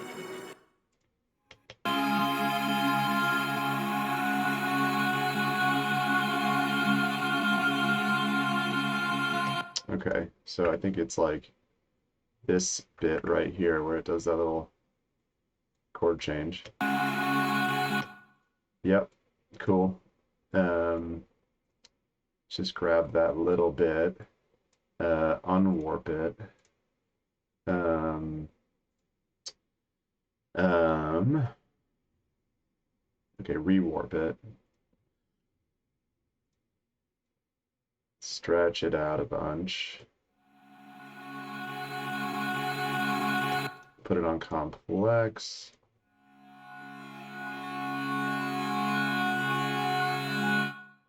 Pitch it down an octave. No, sounded better. Up an octave.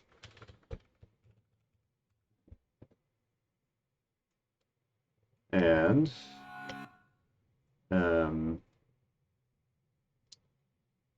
put some reverb after it.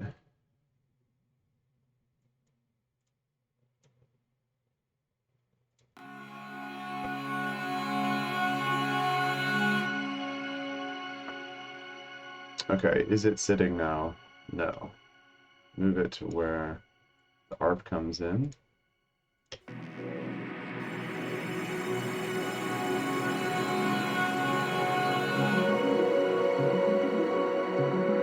Okay, still kind of sounding crap, but I think we can make it work.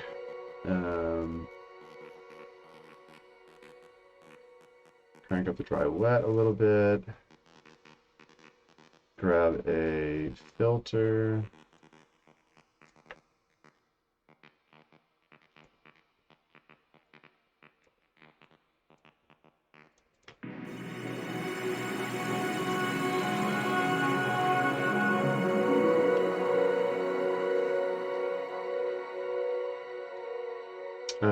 Let's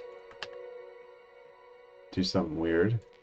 Let's duplicate the channel and pitch it down a fifth, and then group these. Call it box sweep. Okay.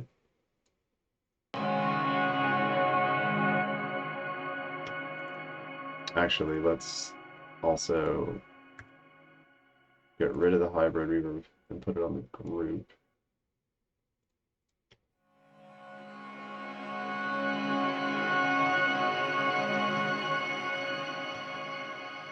And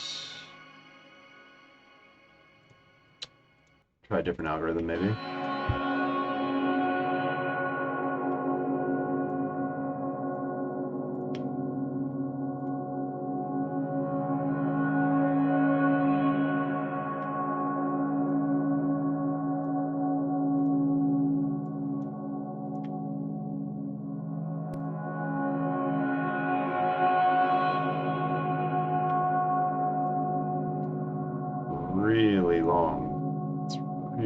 on decay on the reverb.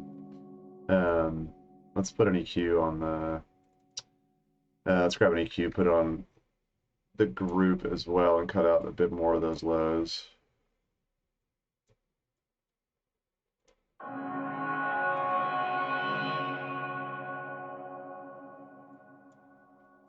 Cool, cool, cool, cool. Getting somewhere.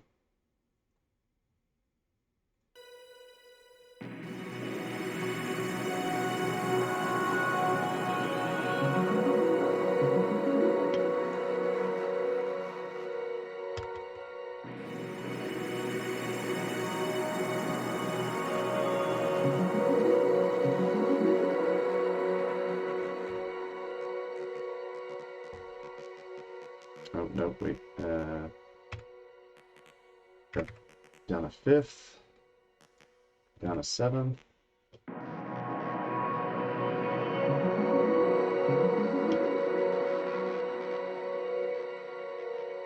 Maybe have the filter sweep back down at the end here.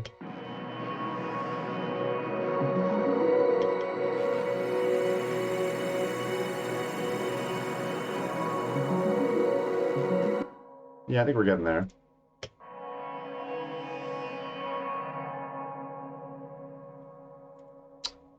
I think we can cut out some lows from the reverb as well.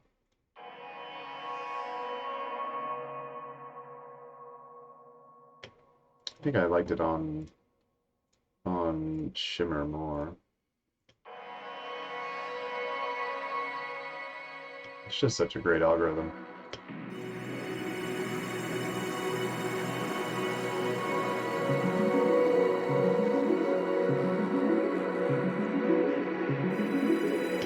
Okay.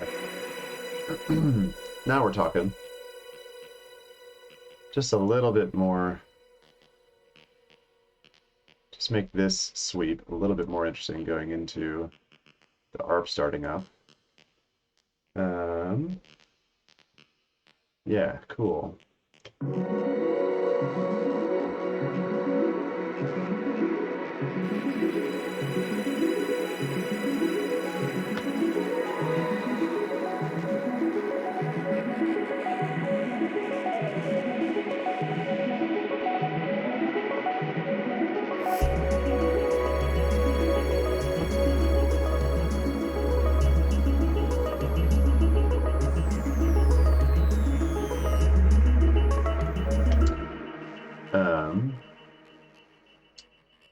Gonna do something crazy. Well, maybe crazy.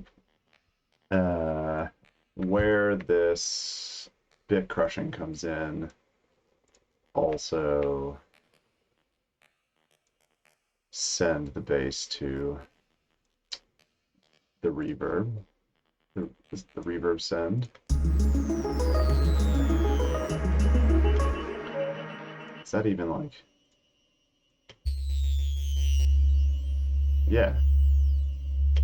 Yeah, it's subtle, but it's there. Maybe turn the decay down a little bit on that send reverb.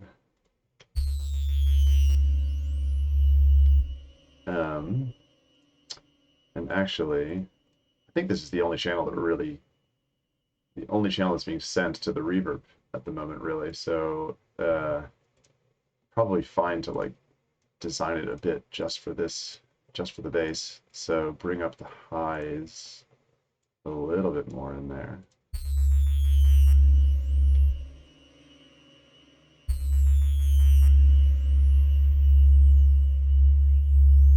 And cut out the lows more.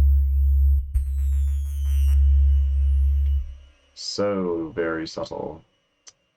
Can you make it less subtle?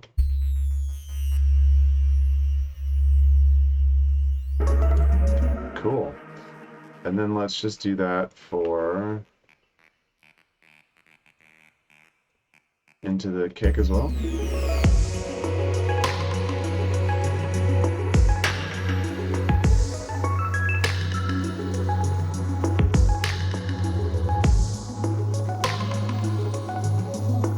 Okay, cool. I think what we really need to do next is, can I just convert, I think we need to do the side chaining next. So can I convert the kick to, no. I was going to say, it'd be nice if I could just take this whole channel and convert it to MIDI, which I thought you could do. I thought you could do that.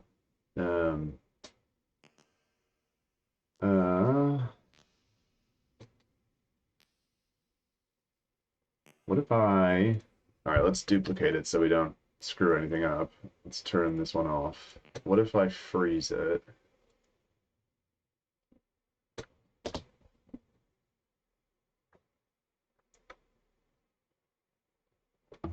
Then maybe it'll let me convert it into a MIDI channel?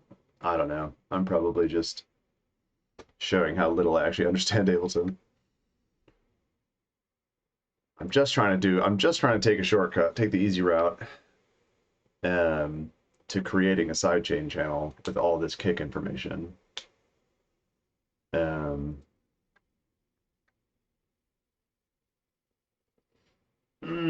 No. If I were smarter, I'm sure I could figure out a way to do this. Screw it, let's flatten it.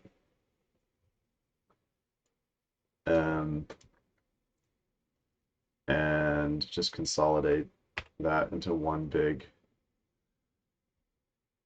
no, wait. Let's just do these individually.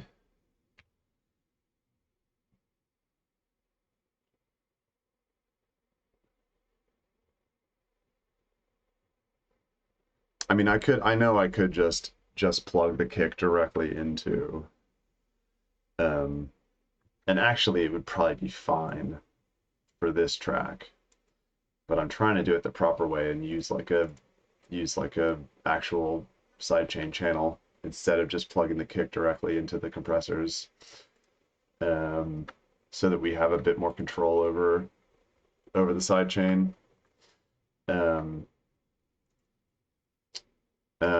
There we go. Convert drums to new MIDI track. I knew there was a way to do it.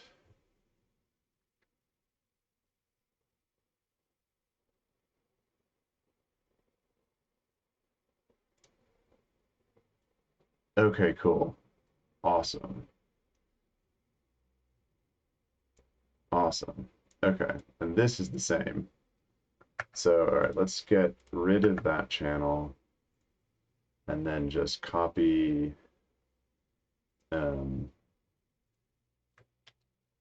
copy this MIDI up to the sidechain channel.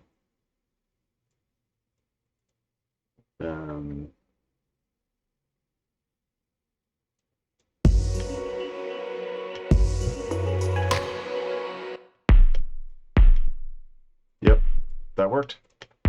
Exactly what I was thinking.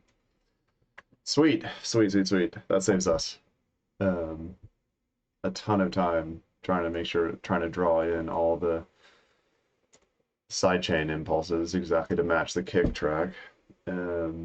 Cool. Yay, look at me go. Look at me actually understanding how to use my own DAW. Sign track color clips. Okay.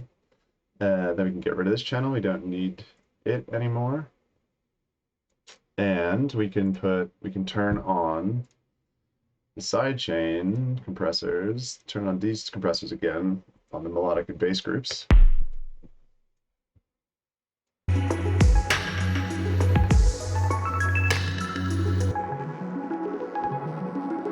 Sweet. All right, let's just listen through from the top again. Just gonna run to the bathroom again. I'll be right back with you all.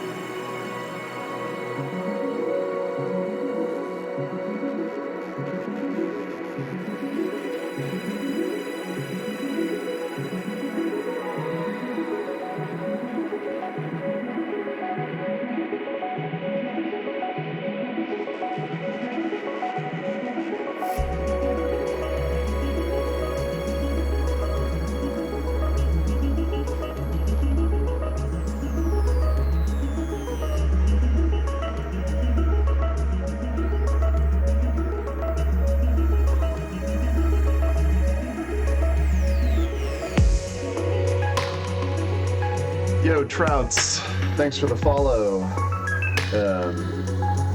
Sorry, I've just been doing such a good job hydrating. I've been taking like one bathroom break an hour on this stream. Anyway, the Hydro homies. Oh, unite.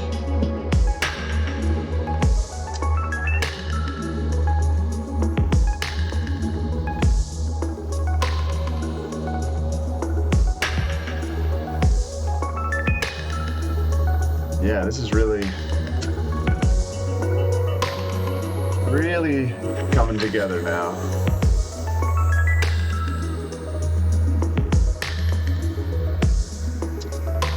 It's like almost at the point where I want to just like throw Ozone on the master and just see what it sounds like, you know, fully cranked.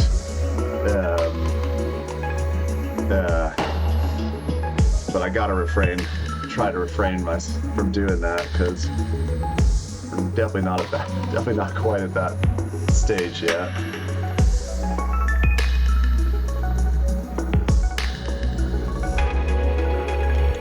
Let's grab this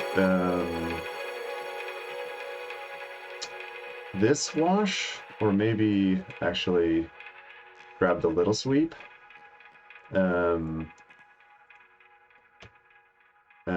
Yeah, maybe, is this already the same little sweep here?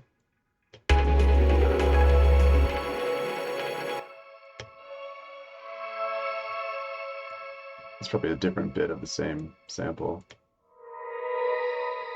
Yeah, but that's cool. Let's use that instead here, and sweep into the little breakdown.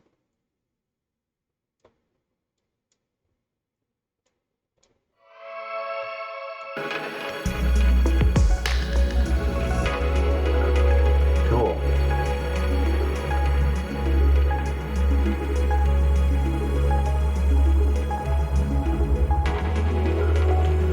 I think we can still risk a little bit more volume on this lead line here. Cool. Are we already doing a little glitch sweep into the kick coming in? It's really subtle.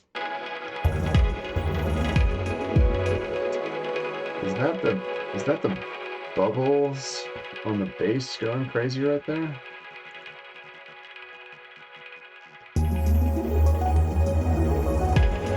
Yeah, that kind of sounds cool actually. I'm gonna leave that.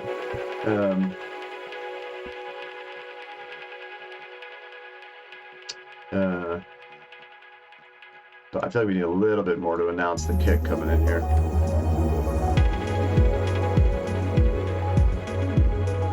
Maybe not. Maybe not.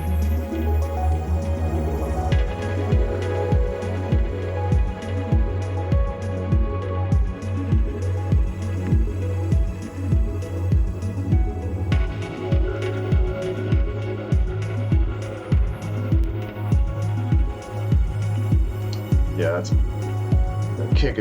the bass is pumping nicely there.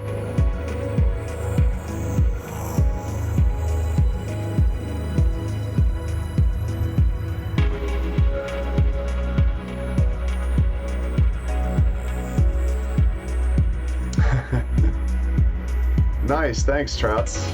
I'm glad you're digging it.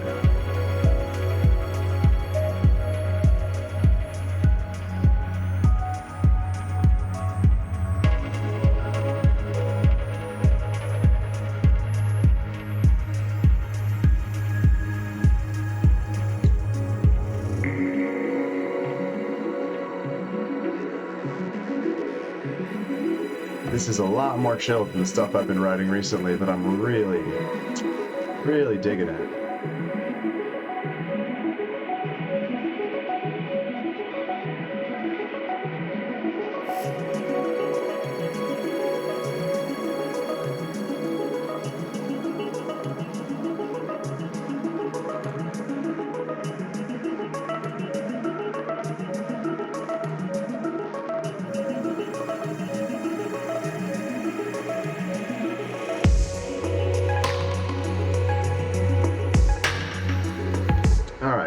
then we definitely need to change up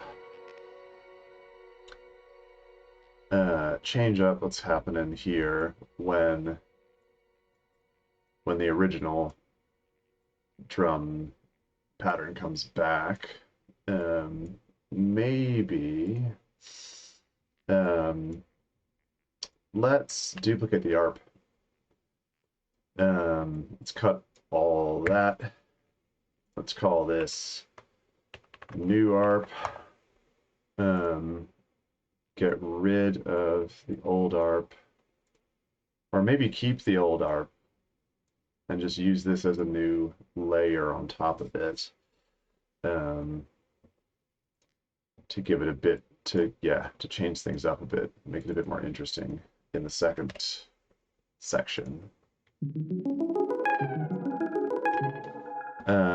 Let's swap out operator for vital, and see what kind of lead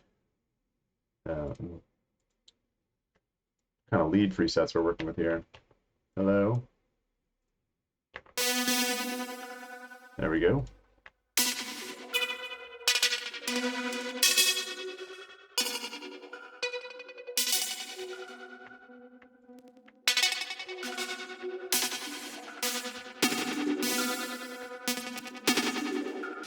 No. Ooh, that's interesting. Let's see if we can make that do something. Let's listen to both of these together.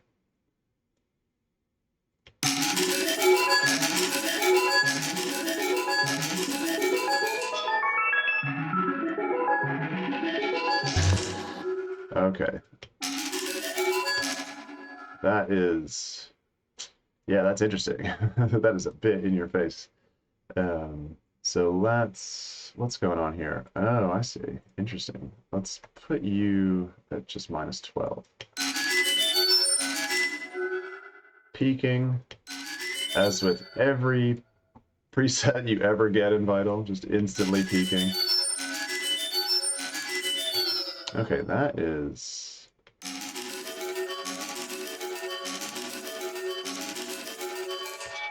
nice, that sounds a little bit better.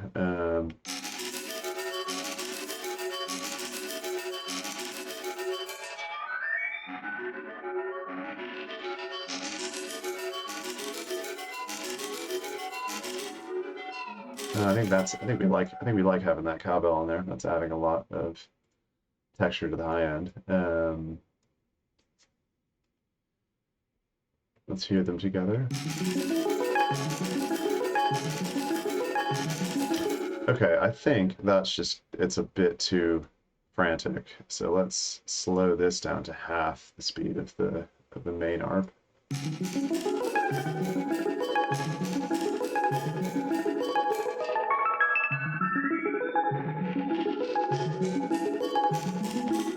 Yeah, okay.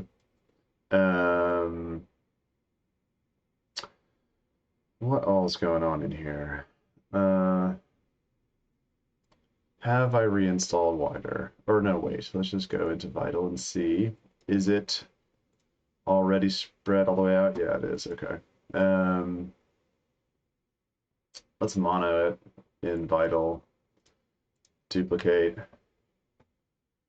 the whole track, do the delay time trick. See how that's sounding. Okay, let's group these and grab an EQ and cut out a lot more of that low end.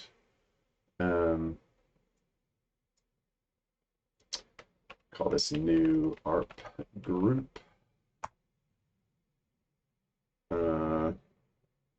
Yeah, and just cut all the lows out.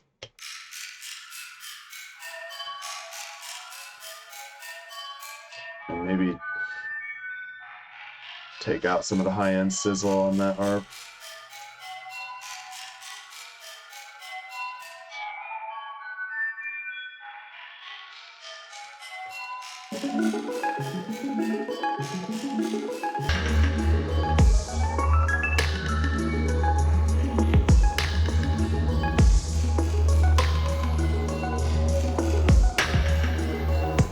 Okay.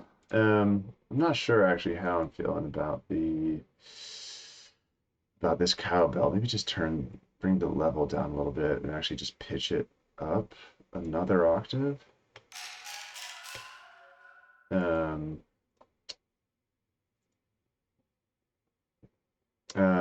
Actually, let's just, yeah, let's get rid of, let's just work with this one channel first and then duplicate it after we're happy with the sound.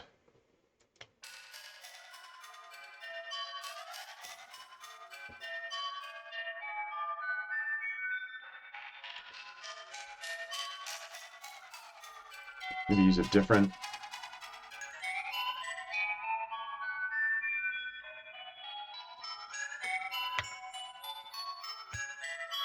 transpose, tune.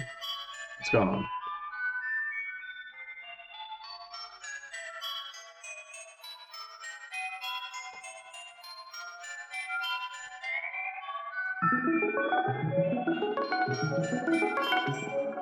No.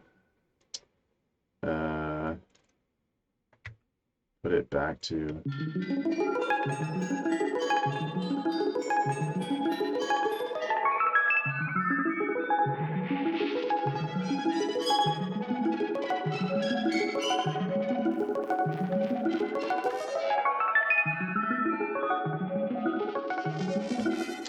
This is this preset is a bit all over the place. Um, where is what is going on with all the like? What's creating all the harmonic, like the pitch movement around here? Is it just this?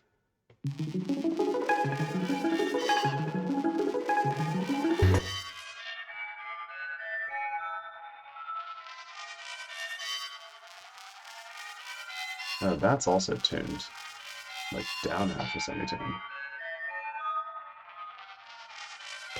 Yeah, I think it's just this wavetable that is making it wild. Let's turn that off for a second.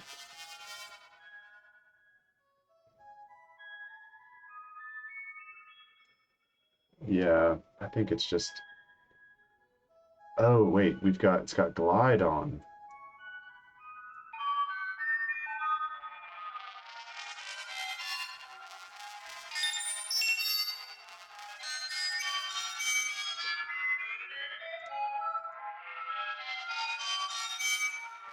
Don't need that much high end. Let's just turn off the internal EQ.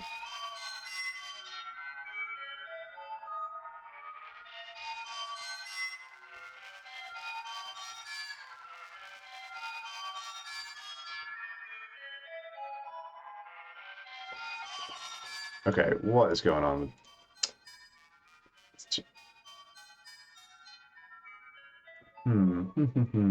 Not really sure.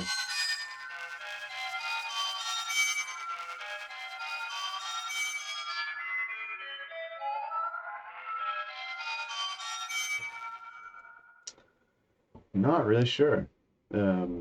Where all that like. Oh, wait a minute. Hold on. What is going on in here?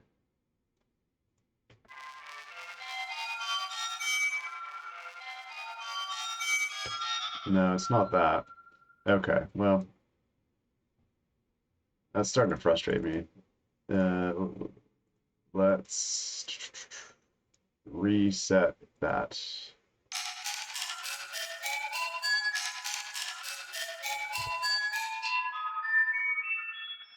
Interesting. I think it looks like they actually had the. Looks like whoever built this, Echo Soundworks, actually tuned oscillator 1 because whatever wavetable this is like unruly, clearly. So like the reason why it's at minus 41 semitones and 29 cents, I think maybe actually just to like get it in pitch with this sine wave in oscillator 2. Interesting.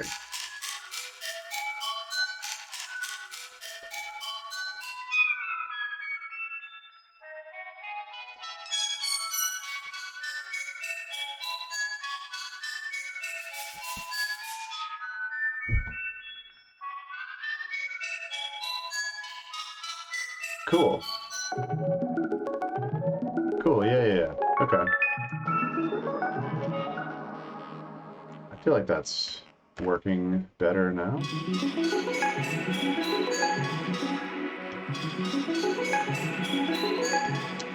Let's put it on, I don't know, 12ths?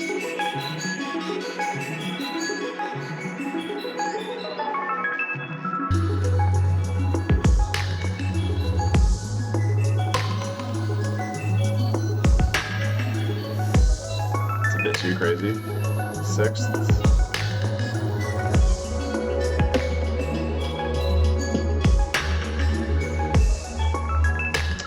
No, that's too crazy. Coordinates.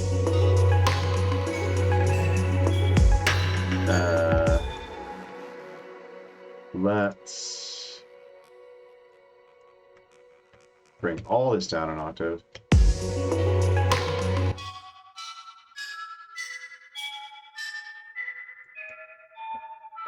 And maybe put it back on 8ths. And get back in here, change the step automation. Or even just get rid of it. Just delete the automation on the steps and put it on 1 for the whole time.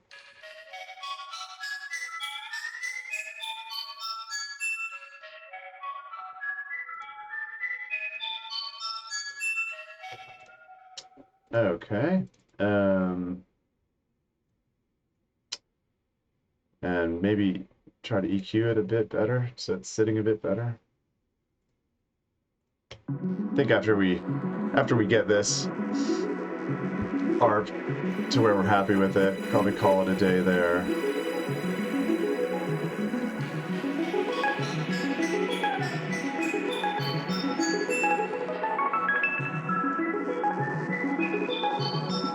We can get rid of this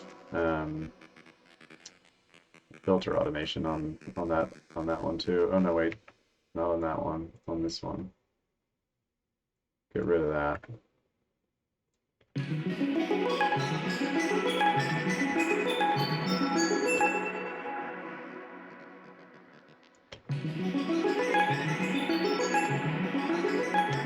Yeah, I think we do want it to be running in time with the main ARP.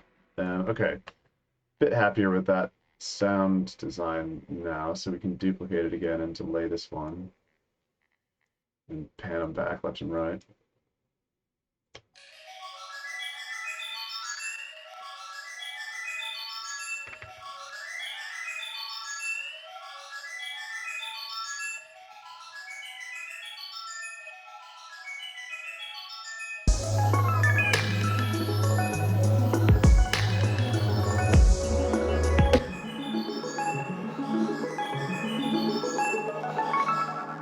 Okay, and I think let's what am I doing? Let's get a phaser on this group. I think a little bit more movement in this ARP would be good. Doubler maybe?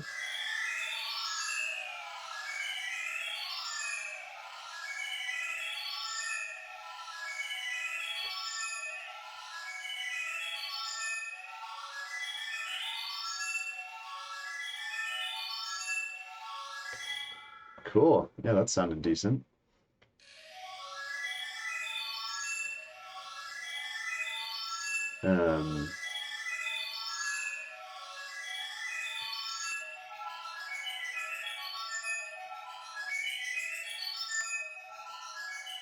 Flanger sounds nicer.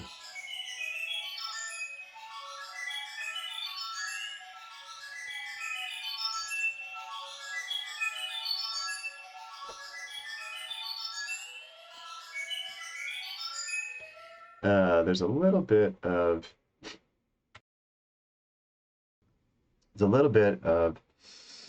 um, really aggressive high end in that. So let's get an auto filter and just cut a little bit. Is this on the group? Yeah.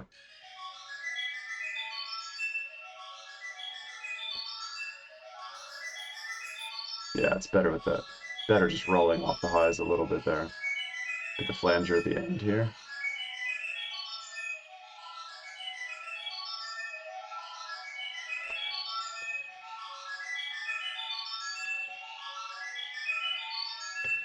Cool.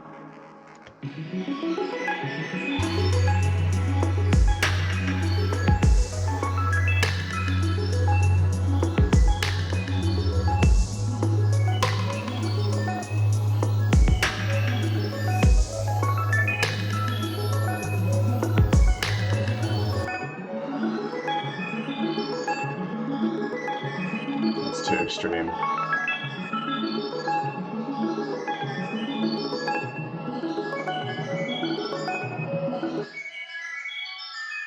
Okay. No, let's put the flanger back here and actually do a little bit more movement on the filter for the group. Something like this, maybe. No, that's the resonance. What am I doing? Frequency, there we go. Something like this for starters.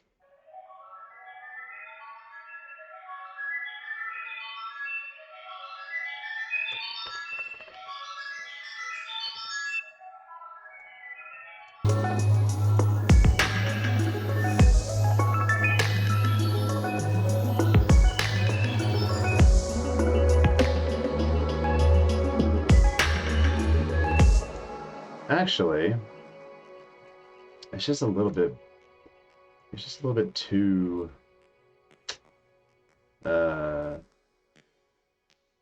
too similar to the main ARP. So let's grab the pad MIDI. And put it on that high ARP layer.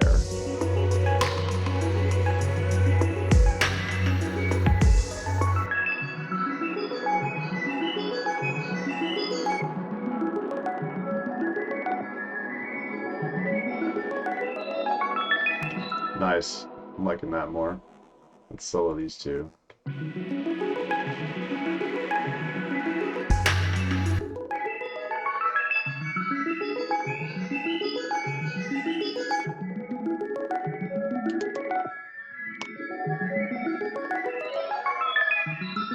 Okay, now we're getting there.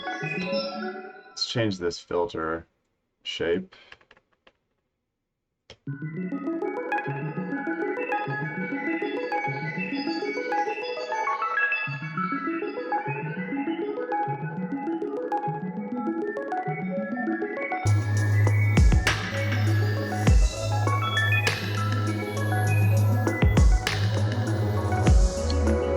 Cool. That sounded better. And I think maybe have the kick sidechain the melodic group a little bit harder.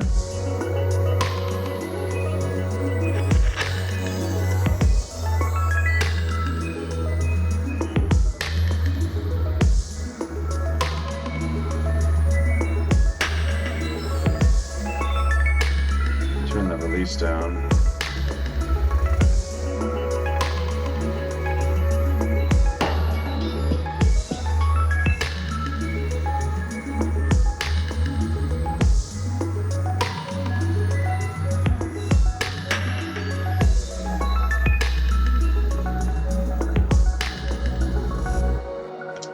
All right.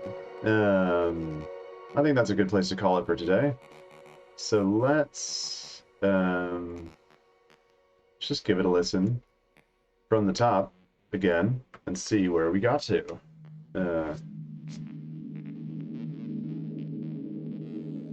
Pretty happy with this one. I know I keep saying that. But that's because it's true. Can't lie. I gotta be honest. And I'm honestly vibing it.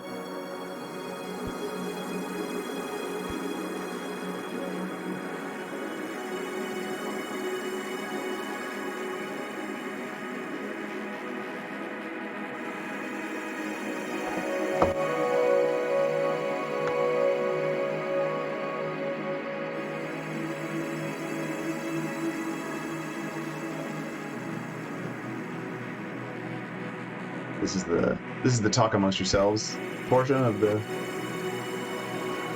stream. Hope you're all doing all right. Hope everybody's having a good day, good Sunday afternoon.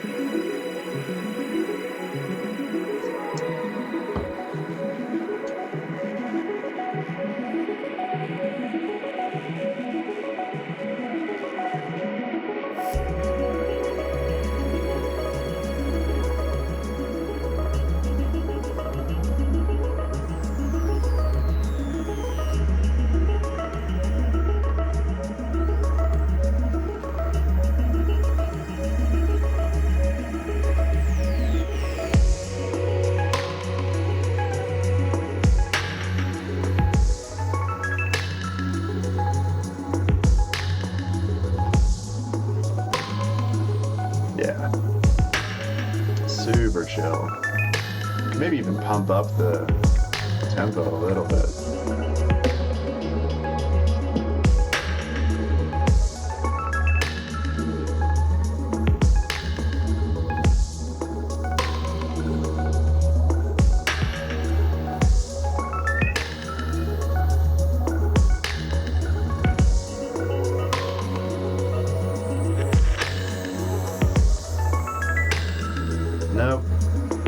Back at 100 felt better.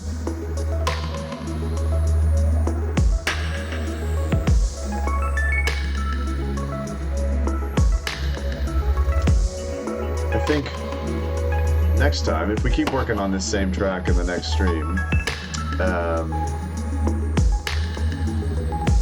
the second half of each of these main phrases will need to do a bunch of work to vary it up, build in a bit more movement, a bit more development. Maybe, like what I was saying earlier, maybe even bring in a bit of this grand piano lead track over the second half of these sections. Maybe just subtly. And then let the lead melody fully develop in this like 4/4 section. But like bring it in as a little additional layer in the second half of these sections. Just to keep things moving along. We'll see.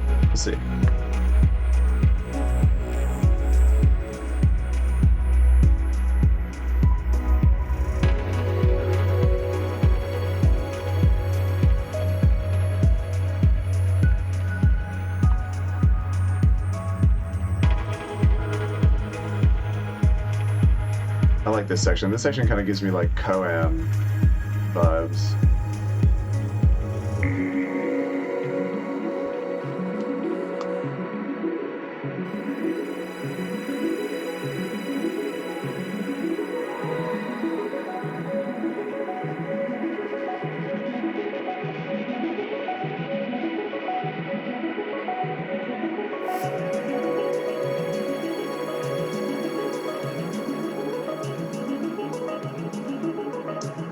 Where are we at lengthwise now?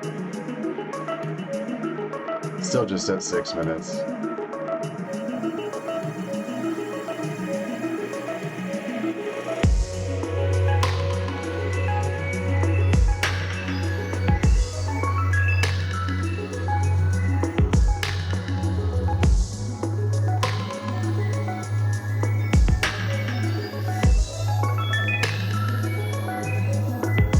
Get a compressor on this ARP.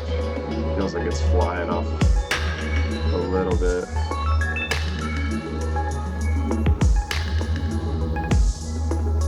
Let's put this back here.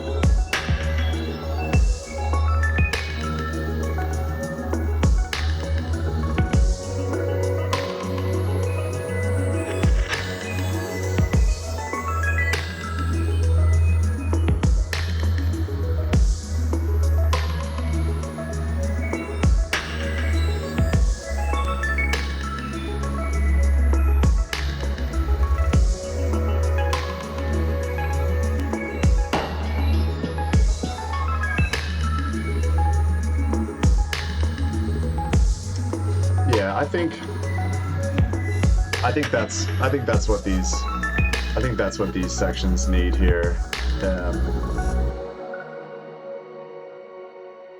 I think it's a good foundation, but yeah, I think next time if we keep working on this track, we'll put a bit more of this lead on top of these main beat sections here, just to give it a bit more direction.